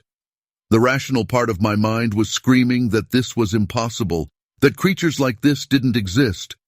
But I couldn't deny the evidence of my own eyes. Suddenly, the forest opened up into another clearing. The creature paused at its edge, and for a moment, I thought we might get a clear shot of it. I fumbled for the camera mounted on the dashboard, desperate to capture some evidence of what we were seeing. But just as I lined up the shot, the impossible happened. The creature crouched down and then leaped, soaring across the clearing in a single bound that carried it at least 30 feet. It disappeared into the forest on the other side, leaving Jake and me in stunned silence. Did you get that on camera?" Jake asked, his voice barely above a whisper. I checked the footage, my hands shaking. The camera had captured something, but it was blurry and indistinct, a dark shape moving at incredible speed. Nothing that would definitively prove what we'd seen. Damn it, I swore, slamming my hand against the control panel in frustration. It's not clear enough. We spent the next hour combing the area, flying in ever-widening circles, but there was no further sign of the creature. It had vanished as quickly and mysteriously as it had appeared. As we finally turned back toward base, my mind raced with the implications of what we'd seen. If this was real, and I was certain it was, it would change everything. But I also knew how it would sound to others, how easily we could be dismissed as crackpots or attention seekers. "We need to report this," Jake said as we approached the landing pad, breaking the tense silence that had fallen between us. I nodded slowly, still processing everything. "Yeah, but how? Who's going to believe us without solid evidence?" Jake ran a hand through his hair, his expression conflicted. "I don't know, but we can't just ignore it. That thing, whatever it was, it shouldn't exist. People need to know." I brought the helicopter down for a smooth landing, my years of training taking over despite the turmoil in my mind. As we went through the post-flight checklist, I tried to think through our options. "Okay," I said finally, turning to Jake. "We file the official report, stick to the facts. What we saw, where we saw it, how it moved. No speculation, no mention of, Bigfoot?" Jake supplied, a hint of a grin breaking through his serious expression. I winced at the word. "Yeah, that. Let them draw their own conclusions. And we keep this between us for now, all right? No telling stories at the bar, no posts on social media, nothing until we figure out our next move." Jake nodded, his face serious again. "Agreed. But May, we're going back out there, right? To look for it again?" I met his gaze, seeing my own mix of fear and excitement reflected in his eyes. "Yeah," I said softly. "We're going back." The next few weeks were a blur of extended patrols and sleepless nights. We combed the area where we'd seen the creature, sometimes picking up traces, unusual tracks, broken branches high in the trees, but never catching another clear glimpse. Our official report caused a stir at headquarters. We were called in for multiple debriefings, our story picked apart and analyzed. Some dismissed it outright, while others seemed intrigued. A team of biologists was dispatched to the area, but they found nothing conclusive. As the days turned to weeks with no further sightings, doubt began to creep in. Had we really seen what we thought we saw? Could it have been some elaborate hoax, or just our imaginations running wild? But every time I closed my eyes, I saw it again. That massive figure, moving with impossible grace through the forest. And those eyes, looking directly into mine with unmistakable intelligence. It was real. I was sure of it, and I was determined to prove it. One evening, as Jake and I pored over maps of the area, plotting our next search pattern, he asked the question that had been hanging between us for weeks. "May," he said hesitantly, "what do you think it was?" "Really?" I was quiet for a long moment, considering my words carefully. "I don't know," I admitted finally. "But whatever it is, it doesn't fit into any category we have. It's something new, or maybe very, very old." Jake nodded slowly. My grandfather used to tell stories about creatures in these mountains, things that lived here long before humans arrived. I always thought they were just legends. But now we know better," I finished for him. As we turned back to our maps, I felt a renewed sense of purpose. We were on the verge of a discovery that could change everything. Our understanding of nature, of evolution, of our place in the world. The creature was out there, hiding in the vast wilderness of the Pacific Northwest. And someday, somehow, we would find it again. We would unlock the mystery and share it with the world. Until then, every time I took to the skies, I scanned the forest below with new eyes, knowing that among the endless trees and misty valleys, something extraordinary was watching and waiting. The greatest adventure of my life had only just begun. Story 19. The trail was quiet, the kind of serene stillness that usually made a hike in Yellowstone feel like an escape from the chaos of everyday life. But today, that stillness felt off, like something was waiting just beyond the trees. I adjusted my backpack, the straps digging into my shoulders, and took a deep breath, trying to shake off the feeling. The path ahead twisted into the dense woods, and I pushed on, focusing on the rhythm of my footsteps. I'd gone about half a mile when it happened. Out of nowhere, a small rock flew through the air, landing with a heavy thud a few feet in front of me.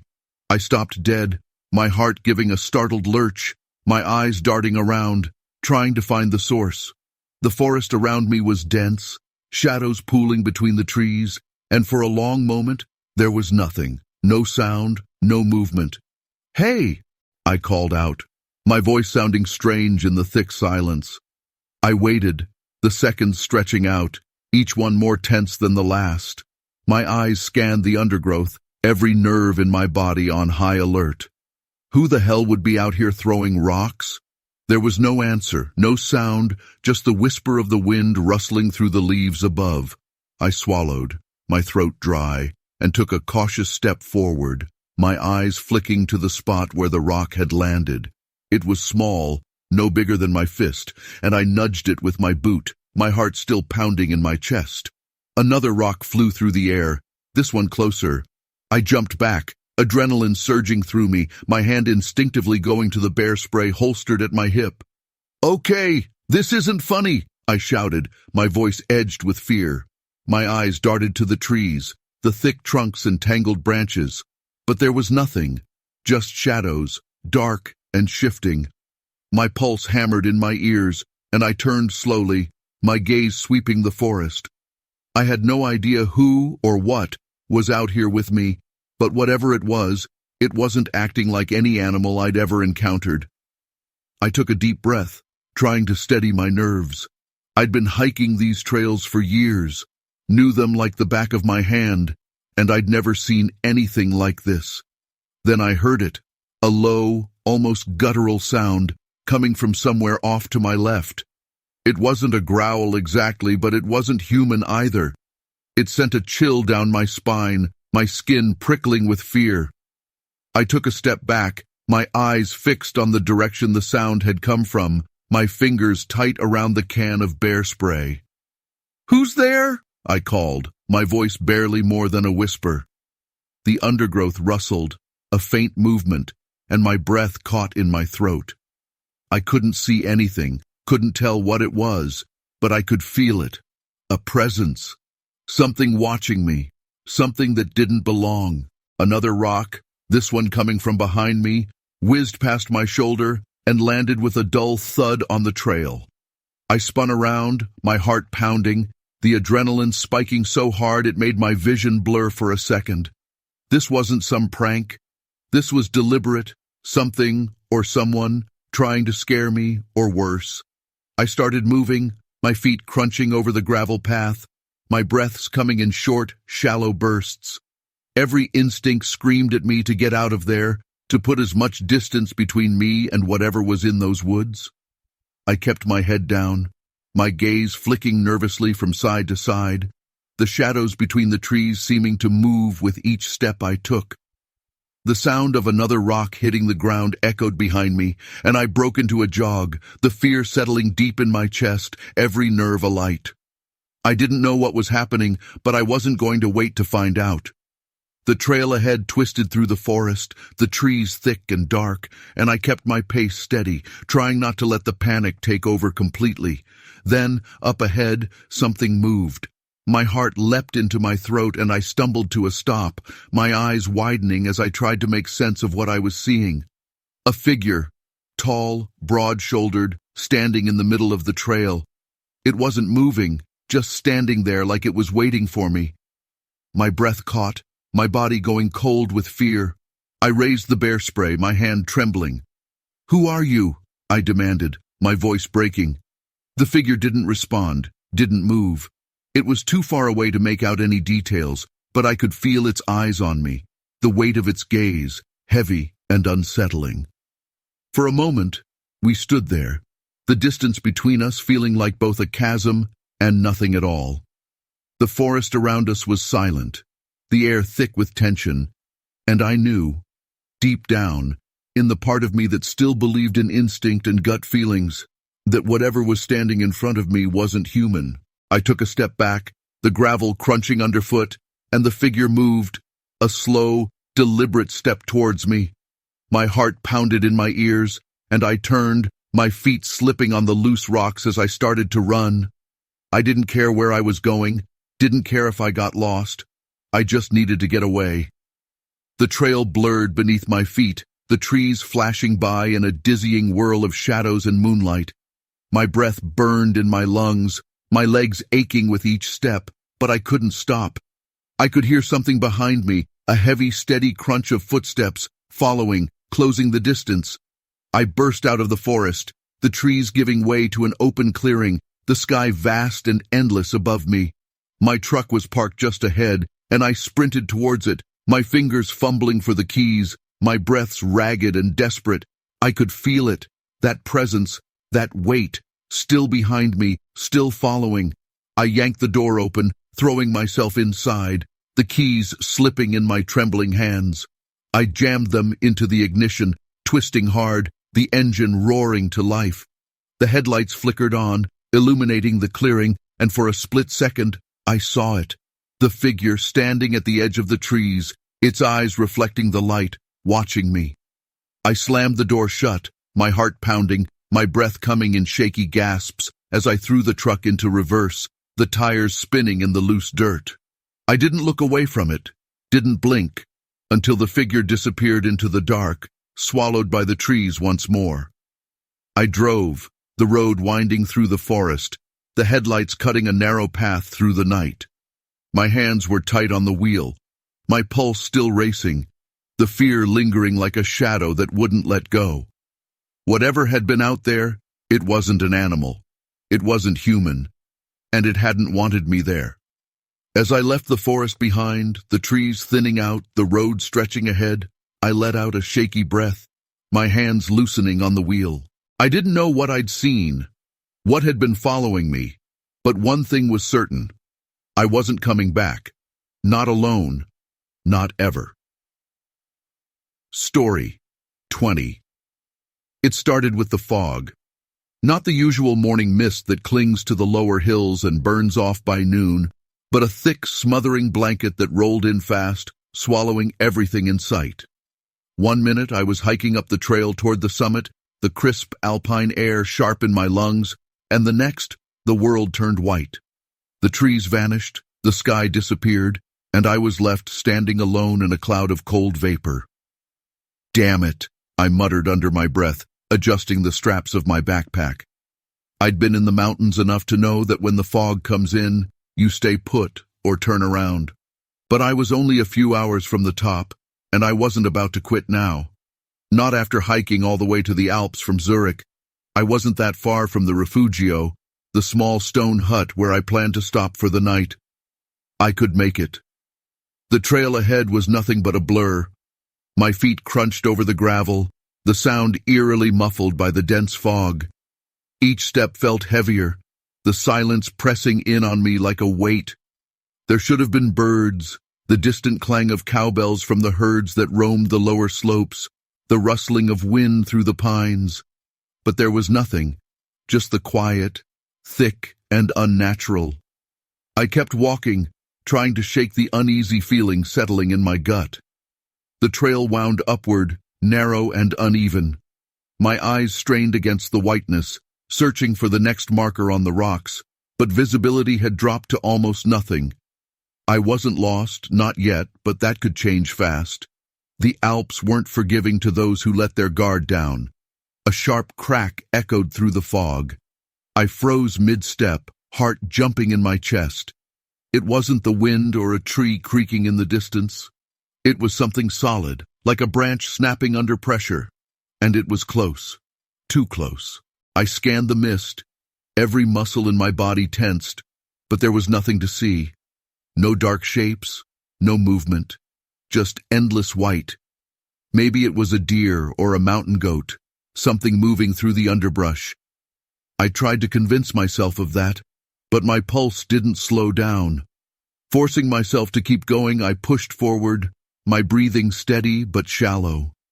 The fog made everything feel distorted, like the ground was shifting under my feet. It was easy to get disoriented in this kind of weather. The mind plays tricks when you can't see past your own hands.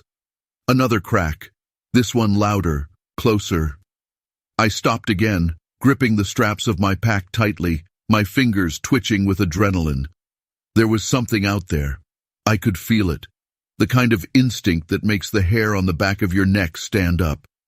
The rational part of me was screaming that I was being paranoid, that it was just the mountains messing with me, but I knew better.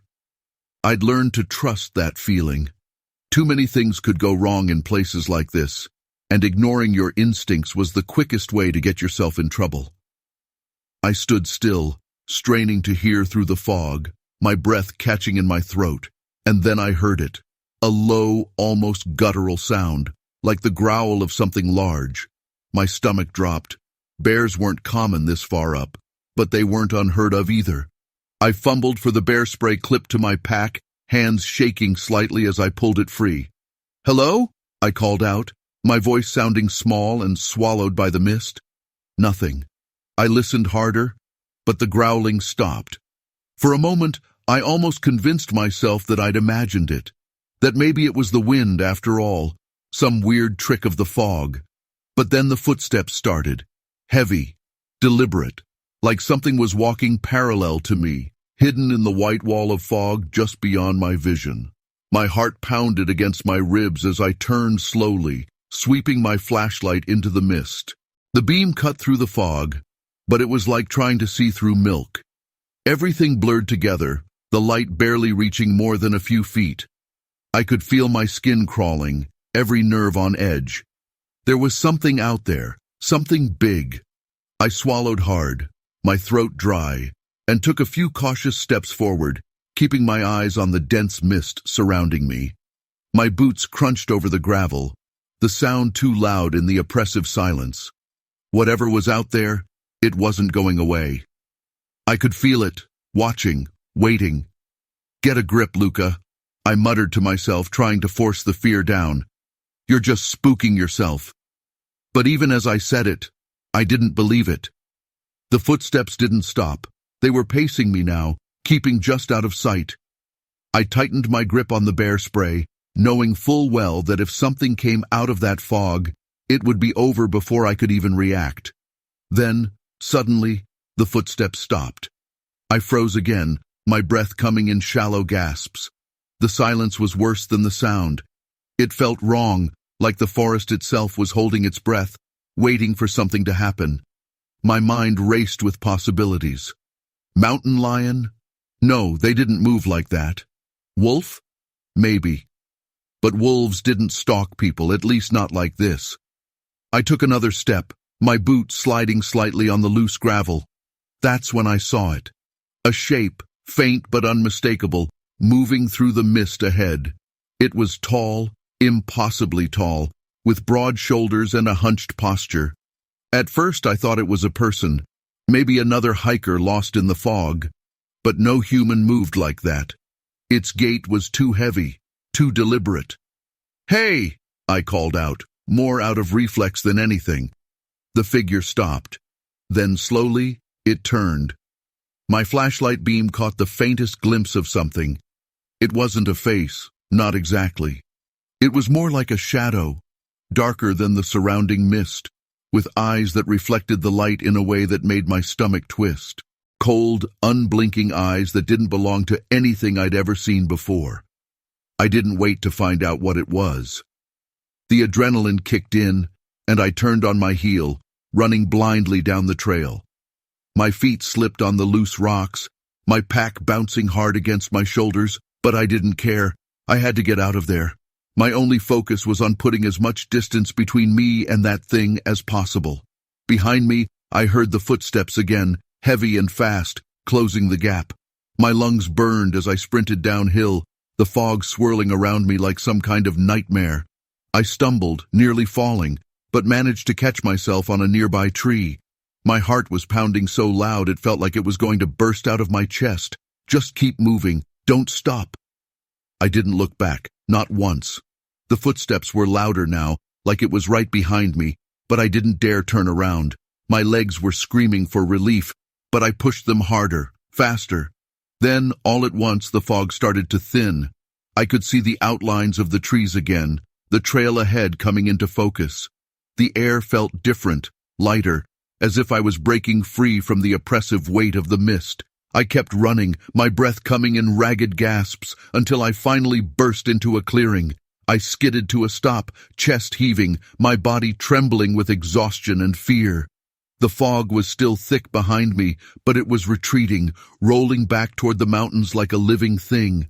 I stood there, bent over, trying to catch my breath, my ears straining for the sound of footsteps. But there was nothing, just the wind whistling through the pines. I straightened up, turning slowly to face the fog. The figure, whatever it was, hadn't followed me into the clearing. It stayed hidden in the mist, watching from the shadows, waiting. I could feel its eyes on me, even though I couldn't see it. I didn't stick around to find out if it was going to come back. With shaking hands, I checked my map, orienting myself to the trail. I was close to the refugio, maybe another 20 minutes of hiking. My legs felt like lead, but I forced myself to start walking, every step heavy with exhaustion and fear. The fog lingered at the edges of the clearing, like it was waiting for me to make a mistake. But I wasn't going to give it the chance. When I finally reached the refugio, I practically collapsed against the stone wall, my entire body trembling. The small, weathered cabin was a welcome sight after the hell I'd just been through. Inside, the dim light of the fire and the smell of wood smoke hit me like a wave of relief. An old man, the caretaker, looked up from his chair by the fire as I stumbled in. "You look like you've seen a ghost," he said in broken English, his eyes narrowing. I managed a shaky breath. "Something's out there, in the fog." He nodded slowly, as if this wasn't news to him at all.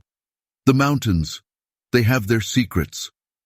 I sank into the nearest chair, the warmth of the fire slowly easing the cold fear that had gripped my chest. But even as I sat there, safe inside the cabin, I couldn't shake the feeling that something was still out there, watching, waiting.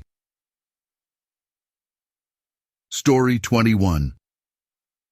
The cave walls loomed before me, their ancient surface marred by claw marks unlike anything I'd ever seen.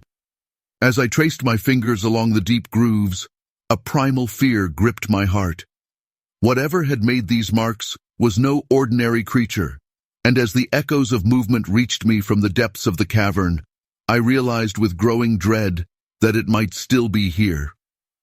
My name is Omar Sharif, and I'm a geologist specializing in cave formations. I've explored caverns all over the world, from the massive chambers of Sondung in Vietnam to the ice caves of Iceland. But nothing in my years of experience could have prepared me for what I encountered in that remote cave system in the Cascade Mountains. The expedition had started routinely enough. My team and I had set out at dawn, our packs laden with equipment for a week-long survey of a newly discovered cave system. The hike to the cave entrance was grueling, a steep ascent through dense forest that left us all breathless. "Remind me again why we couldn't just chop her in?"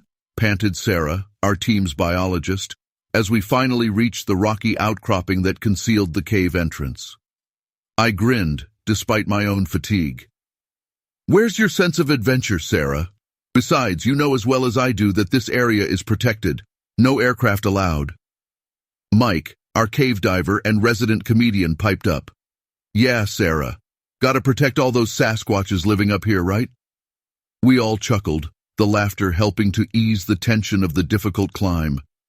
If only we had known then how prophetic those words would turn out to be. As we set up our base camp just inside the cave mouth, I couldn't shake a feeling of unease. There was something off about this cave, though I couldn't quite put my finger on what it was. "Omar, you okay?" Sarah asked, noticing my distraction as I fumbled with some equipment. I forced a smile. "Yeah, just tired, I guess. Let's get some rest. We'll start the survey first thing in the morning." That night, As we huddled around our camp stoves eating reconstituted meals, the cave seemed to come alive with sounds. Whispers of wind from deep within, the occasional drip of water, and something else. A low rumbling sound that might have been the movement of distant rocks, or might have been something else entirely. None of us slept well that night. The next morning we split into two teams. Sarah and Mike would survey the upper levels of the cave system, while I took our junior researcher Alex to explore the lower chambers.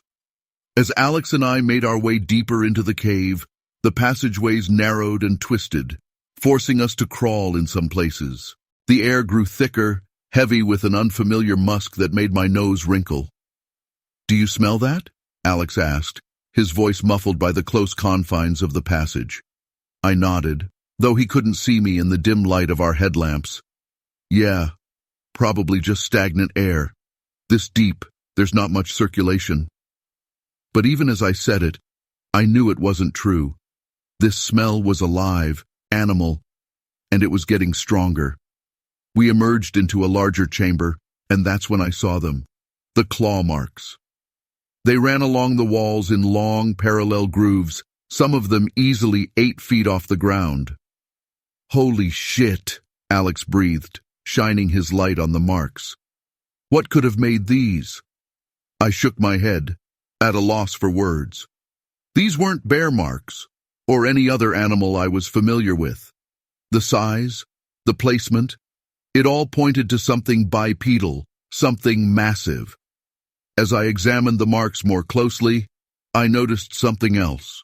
Caught in some of the deeper grooves were tufts of coarse dark hair. "Alex, hand me a sample bag," I said, my voice sounding strangely calm despite the fear building in my chest. Just as I sealed the hair sample, a sound echoed from deeper in the cave, a low, guttural vocalization that was unlike anything I'd ever heard before. It was answered by another, then another, coming from different directions. Alex's face had gone pale in the harsh light of our lamps. "Omar, what the hell was that?" "I don't know," I admitted, "but I think we should head back to base camp. Now." We turned to retrace our steps, but in our haste and growing panic, we must have taken a wrong turn. The passages all looked the same in our limited light, and soon we found ourselves in an unfamiliar chamber. "Shit," I muttered, trying to keep the fear out of my voice for Alex's sake. "Okay, let's just take a moment to get our bearings." But as we paused to consult our map, the vocalizations came again, closer this time. And with them came the unmistakable sound of movement, heavy footsteps, and the scrape of something large moving through the narrow passages. "Run!" I said, all pretense of calm abandoned. We fled through the twisting passages, our lights bouncing crazily off the walls. The sounds of pursuit grew louder, and I could have sworn I felt hot breath on the back of my neck. Just as I thought my lungs would burst, we rounded a corner and saw light ahead. The base camp. We burst into the main chamber, startling Sarah and Mike, who were hunched over some equipment. "What the hell?" Sarah exclaimed, taking in our disheveled and terrified appearance. "We need to get out of here," I gasped, already moving to pack up our essential gear. "There's something in the cave, something big." Mike looked skeptical. "Come on, Omar, you're not buying into those old legends, are you?" But before I could respond, the vocalizations echoed through the cave again, closer than ever. The color drained from Mike's face. "Okay," he said, his voice shaking slightly. "Maybe we should head out and regroup." We abandoned most of our equipment, grabbing only what we could quickly pack. As we rushed toward the cave entrance, I caught glimpses of movement in the shadows, massive fur-covered forms that seemed to melt into the darkness. We didn't stop running until we reached the forest outside, the late afternoon sun nearly blinding us after the darkness of the cave. Only then did we pause to catch our breath and try to process what had happened. "What did you see in there?" Sarah asked, her scientist's curiosity warring with obvious fear. I recounted everything, the claw marks, the hair, the vocalizations. As I spoke, I could see the disbelief in their eyes slowly turn to acceptance, then to a mix of fear and excitement. "We need to report this," Mike said. "This could be the discovery of the century." But I hesitated. "And tell them what? That we encountered a tribe of Sasquatches living in a cave? They'll laugh us out of the scientific community." "Then we go back," Alex said, his young face set with determination. "We get proof." I looked back at the cave entrance, feeling the weight of the hair sample in my pocket. Part of me wanted to hike down this mountain and never look back. But the scientist in me, the explorer, knew that we had stumbled upon something extraordinary. "Okay," I said finally. "We go back, but we do this right. More equipment, better preparations, and not a word of this to anyone until we have solid evidence." As we made our way back down the mountain, my mind raced with the implications of what we'd discovered. If there really was an unknown primate species living in these caves, it would rewrite our understanding of evolution, of human history. But a part of me, a part I was almost afraid to acknowledge, wondered if what we'd encountered was something more than just an undiscovered animal. The intelligence in those vocalizations, the complexity of the social structure they implied, it hinted at something beyond our current scientific understanding. I knew that our return to that cave would be dangerous. Whatever was living there clearly didn't want to be discovered. But the pull of the unknown was too strong to resist. As we reached our vehicles, I took one last look back up the mountain. For a moment, I thought I saw a large, dark figure watching us from the tree line, but when I blinked, it was gone. The mystery of the cave creatures awaited, and I was determined to uncover the truth, no matter the cost. Little did I know that our next expedition would change not just our lives, but potentially the entire world's understanding of what it means to be human. Story 22. It was just past midnight when the tent shook, the fabric rippling like something had taken a swipe at it. I jolted awake, heart hammering in my chest, my eyes flying open to the darkness around me. My first thought was a bear, but as I reached for the flashlight beside me, the tremor in my hands growing more noticeable by the second, something told me this wasn't a bear. Jonas stirred beside me, muttering a groggy, "What the—" He pushed himself up, blinking in confusion. The tent shook again, more violently this time, and his eyes widened. He grabbed my arm, his voice barely above a whisper. "Did you hear that?" "Yeah," I said, my throat tight, the word coming out barely audible. I clicked the flashlight on, the beam cutting a narrow path through the tent, illuminating the sloping canvas ceiling. The wind outside was still, and the forest beyond our small campsite was silent. Too silent. There was something out there. Jonas grabbed the pocket knife from his pack, his movements tense. He looked at me, his expression caught between fear and disbelief. "Could be a raccoon or something," he said, but I could hear the doubt in his voice, the way it cracked just slightly. "A raccoon?" I shook my head, my mouth dry. "That's not a raccoon." The tent had shivered like something heavy, had pressed against it. The kind of weight that didn't come from a curious raccoon or even a hungry bear. A long scraping sound echoed from outside, moving along the side of the tent, and my breath caught. It was deliberate, like fingers or claws, dragging across the fabric, slow and taunting. Jonas looked at me, his face pale in the glow of the flashlight. He mouthed something, but the words got lost somewhere between fear and confusion. I leaned closer, my hand tightening around the flashlight. We should get out," I whispered, barely daring to make a sound. Whatever it was right outside. Staying here, cowering in our sleeping bags, wasn't an option. Jonas nodded, swallowing hard. He grabbed his boots, quickly pulling them on, his eyes darting to the walls of the tent as the scraping moved again, this time to the back. My pulse pounded in my ears, every muscle tense, my stomach a hard knot of dread. Okay, Jonas whispered, almost to himself. He looked at me, his eyes wide, and I could see the fear there, the same fear that was sitting like a stone in my chest. On 3, we make a run for it? We go for the car? Got it? I nodded, my throat too tight to speak. The car was only 50 yards away. It might as well have been a mile. Jonas held up 3 fingers, his eyes locked on mine, his breath coming in shallow, quick bursts. I could feel the panic clawing at me, the fear that whatever was outside wasn't going to let us leave. 3, 2, 1. He ripped open the tent zipper, the sound deafening in the silence, and we bolted. I stumbled out into the night, the cold air hitting me like a slap, my flashlight swinging wildly as I ran. The campsite blurred around me, the smoldering campfire, the picnic table, the dark line of trees, and I could hear Jonas right behind me, his breath coming in ragged gasps. Something moved in the dark, a shape, tall and looming, and my heart leapt into my throat. I didn't look, couldn't look. I just ran, my feet slipping on the uneven ground, my legs aching as the car came into view, a shadow against the black of the forest. The keys were in my pocket, and I fumbled for them, my fingers numb, trembling. Jonas reached the car first, slamming his hands against the side, his eyes wide with panic. "Hurry!" he shouted, his voice cracking, and I finally yanked the keys free, the metal cold against my skin. I shoved them into the lock, my hands shaking so badly it took me 3 tries to get it open. We tumbled inside, slamming the doors shut, the locks clicking into place.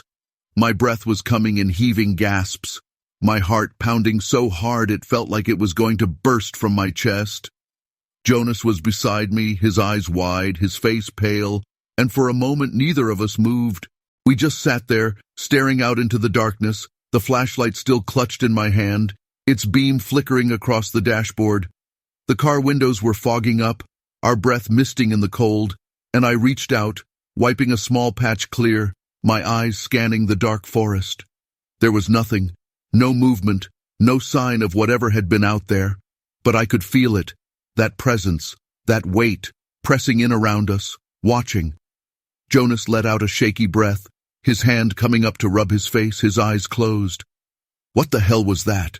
he whispered, his voice trembling. He looked at me, and I could see the fear there, the confusion. He wanted answers. Hell, I wanted answers. I shook my head, my mouth dry, my hands still trembling as I gripped the flashlight. "I don't know," I said, the words barely more than a whisper. "But we're not staying to find out." I turned the key in the ignition, the engine roaring to life, the sound almost too loud in the quiet of the night. Jonas nodded, his jaw tight, his eyes flicking to the darkened tree line. "Yeah," he said, his voice rough. "Let's get the hell out of here." I put the car in gear, my hands still trembling, and we pulled away, the headlights cutting a path through the darkness. I didn't look back, didn't dare. I kept my eyes on the road, the shadows slipping away behind us, the forest fading into the distance. The further we got from the campsite, the easier it was to breathe, the tightness in my chest loosening just a little. Jonas let out a long breath, his head leaning back against the seat, his eyes closed. "We're never doing this again," he muttered, and I managed a shaky laugh, the sound breaking the tension that had settled over us. "No," I agreed, my voice still unsteady. "Never again." We drove in silence, the road stretching out before us, the night dark and endless. Whatever had been out there, it was behind us now, swallowed by the forest, by the dark. And I knew, deep down, that we'd been lucky, that whatever it was, it had let us go. But as the headlights cut through the night, the memory of the tent shaking, the sound of those scraping claws, stayed with me, a reminder of how close we'd come. And as we drove on, the forest slipping away behind us, I knew one thing for certain. We weren't meant to understand everything that lived out there in the dark. Some things were better left alone, hidden in the shadows where they belonged.